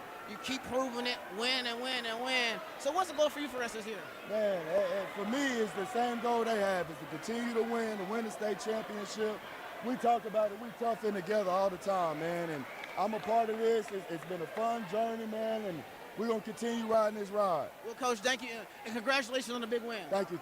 Back to you, Maurice. Appreciate it, Miles. A tremendous interview, and that was Jamin, very Thunder-esque at the end. So this is what we learned today at the Turnpike Battle. We learned in the game itself that the Lady Hornets came out on top in the first game. We know that they're a team on the rise, a team that's moving up, a team that's showing that they could do some things. They're a team that's poised to make another state championship run, and they're a team that has an identity and a will and a want and a desire to finish, and they can do that. From the boys' game, however, there was a question and a debate on who is the #1 team in the state. And it does feel like Millwood has clearly established themselves as that #1 team. You've got 3 #1 teams from 3 different classes on your resume that you have beaten. You came on the road and won 2 of those. You beat Dale at home. You went, of course, to your crosstown rival, Douglas, beat them at home. Then you traveled to Tulsa and take on Class 5A #1, number 19th ranked in the nation by many metrics out there, and come out and win this game, this says volumes to me about where this Falcon team is. Right, it's a great program win. It says a lot about Dorian Williams and his staff, the attention to detail that they put in, the work that these players put in, the leadership from seniors is really senior-driven. We had fantastic performances from Isaiah Wilkes, Amari Barrett, Jonathan Van Buren, Bryce Brown. So just a great collective win for this team, and it just calls for success moving forward. This is exactly how they want to follow up last year. They want to get back and get that gold ball. So this right here means nothing. They're going to erase that. They're going to enjoy it probably on the bus ride back, and then it's going to be wiped from their memory. It's on to the next game. Eli Brown will not take the cheese when I say that his team started off. I think both the Lady Hornets and the boys team, both girls and boys, really, the game yesterday against Will Rogers took a little bit away from them, just a little bit. The girls rallied, found their legs, and was able to win the game. The boys, on the other hand, every time they made a run, Millwood had an answer. What was the final stat line looking at the Booker T. Washington Hornets? The leading scorer for Booker T, Mason Matulis, he had 15, a lot of big threes, as well as Isaac Sanders. He had 8, as well as Jock Mitchell had 8, pouring in a couple threes. We had Riley Williams knock down a free throw, and Brandon Crossland, a lot of putbacks, doing a lot of the dirty work. He finished off with 11. And let's just be honest. Booker T was 8 of 16 from distance today. That's 50%. That's what you want. You want a game like that. However, they did not shoot well overall. 16 of 36, 44% is not really, it's not great, but it's really not that bad. But from the other angle of stats, when you're talking about things, that didn't help them win this game. Where Millwood made all the X-factor plays. Millwood in this game shot 7 of 10 from 3. 70% in this game. From the floor, 21 of 29. 72%. The free throw line, both teams shot above 75%. Booker T 75. Then you're talking about on the other side, Millwood shooting 80%. Both teams showed championship pedigree. Millwood was just better at it today. From the standpoint of Millwood, the high flyer for the Falcons was Isaiah Wilkes. He was also the super player of the game. Amari Barrett with 15 points. Jonathan Van Buren, quiet did he swing that hammer. 14 points from him tonight. Then on the other side of it, you got Chris Clay, who I think didn't get enough really credit for the defense he played. Chris Clay had 9 points in the game. And you had Javier Richards with 2. That was your starting lineup. You talking about Van Buren and Amari Barrett playing almost the entire game here today. On the other side of it, you have to give credit where credit is due. I'm sure that Booker T will quickly put this behind them and focus on their overall goal. But now you have to say it. That's 2 years in a row the Falcons have clipped them in a series. You mentioned it earlier, the Tournament of Champions, and then they ended up getting them today. Yeah, just completely ruined the perfect season for Booker T. So this is a reality check. You look in the mirror and say, hey, we lost to this team 2 years in a row, but they're not in our division. We don't have to play them in the state game. We have to look at ourselves in the mirror, fix our mistakes, and come play our best basketball throughout the duration of the season. That is so important. A 26 straight game winning streak comes to an end at an epic, a tremendous turnpike battle. The Booker T ladies win. The Booker T boys lose. The Millwood Falcon girls lose. And the Millwood Falcon boys win. It's been a tremendous turnpike battle. I want to make sure we thank all our sponsors one more time before we get out of here. Oasis Fresh Market, OCCC, SSM Health, Ferguson Kia, Super Prep, the Tulsa Car King, Keystone Chevrolet, Greenwood Rising Museum, the Mail Center, and more Tulsa, R&R Tires, Wing Supreme, 105 K-Jams, Heart and Soul 99.1 and 1050, OKC Sports Radio 105.3, the Black Chronicle newspaper, and Perry Publishing and Broadcasting Company. For Miles Perry and Super Prep. This guy here, Jamin Dawson. I'm Maurice Prince. We're going to tell you thank you so much for tuning in to the Turnpike Battle. We will see you later on the next great broadcast. Thank you, Tulsa. Thank you, Oklahoma City. Enjoy the rest of your sports weekend. Good night. Discover the culinary treasures of Black-owned restaurants with the new foodie edition of TBC Magazine. This special issue celebrates the remarkable talents of chefs and restaurateurs. Dive into one-of-a-kind recipes and inspiring stories that showcase the rich diversity and innovation within our community. Don't miss out on your copy. Available with the Black Chronicle newspaper or via email. Visit us at 1528 Northeast 23rd in Oklahoma City or call 405-424-4695. For more details, visit blackchronicle.com. Get your issue today and celebrate the flavors of our heritage. This broadcast is the exclusive property of Perry Publishing and Broadcasting Company. Any rebroadcast, retransmission, reproduction, or any other use of the accounts, descriptions, or audiovisual elements of this broadcast without the express written consent of Perry Publishing and Broadcasting Company is strictly prohibited. All rights reserved.